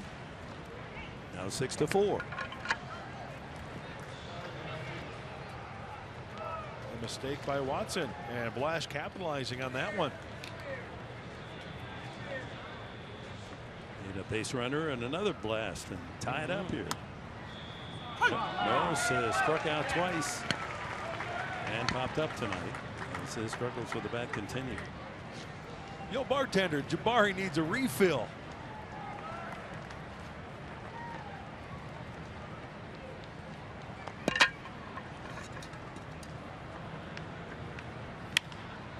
That ball hit to left field, but not deep. And Marte collects it for the first out.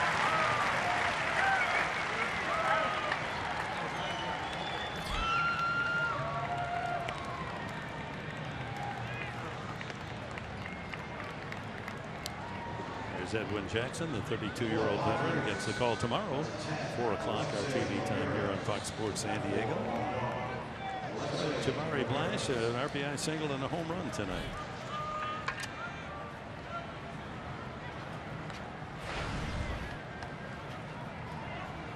Alexei Ramirez is the pinch hitter.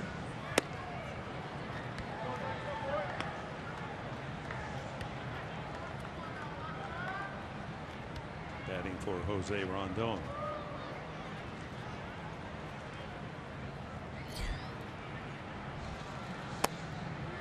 One and one.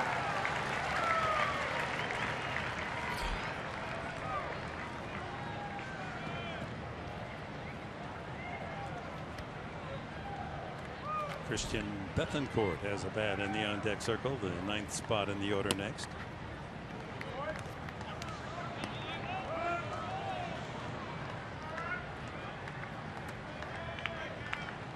Well, nice job by Leno Campos keeping it close and not giving up any runs. 2 innings. Oh, that one got him. So there's the base runner as Ramirez takes one for the team and hobbles to first base. Or Willie.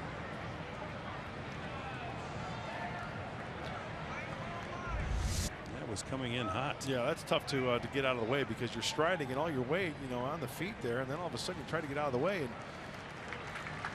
the other thing is you don't want to get hurt on the way down either.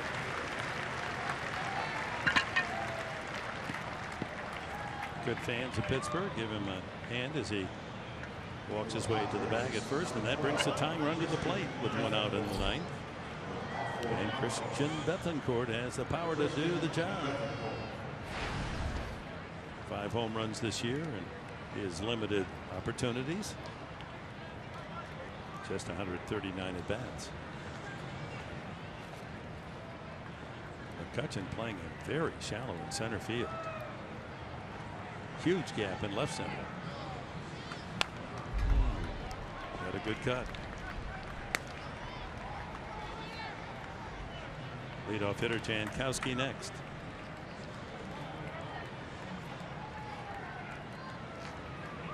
Solo homers by Myers in the 8th, and Blash here in the 9th to cut the lead to 6-4.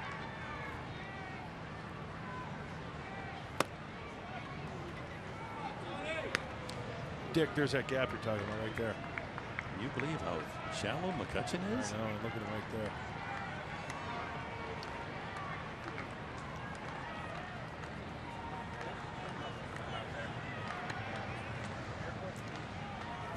Ground ball to third. To second for 1. Another double play.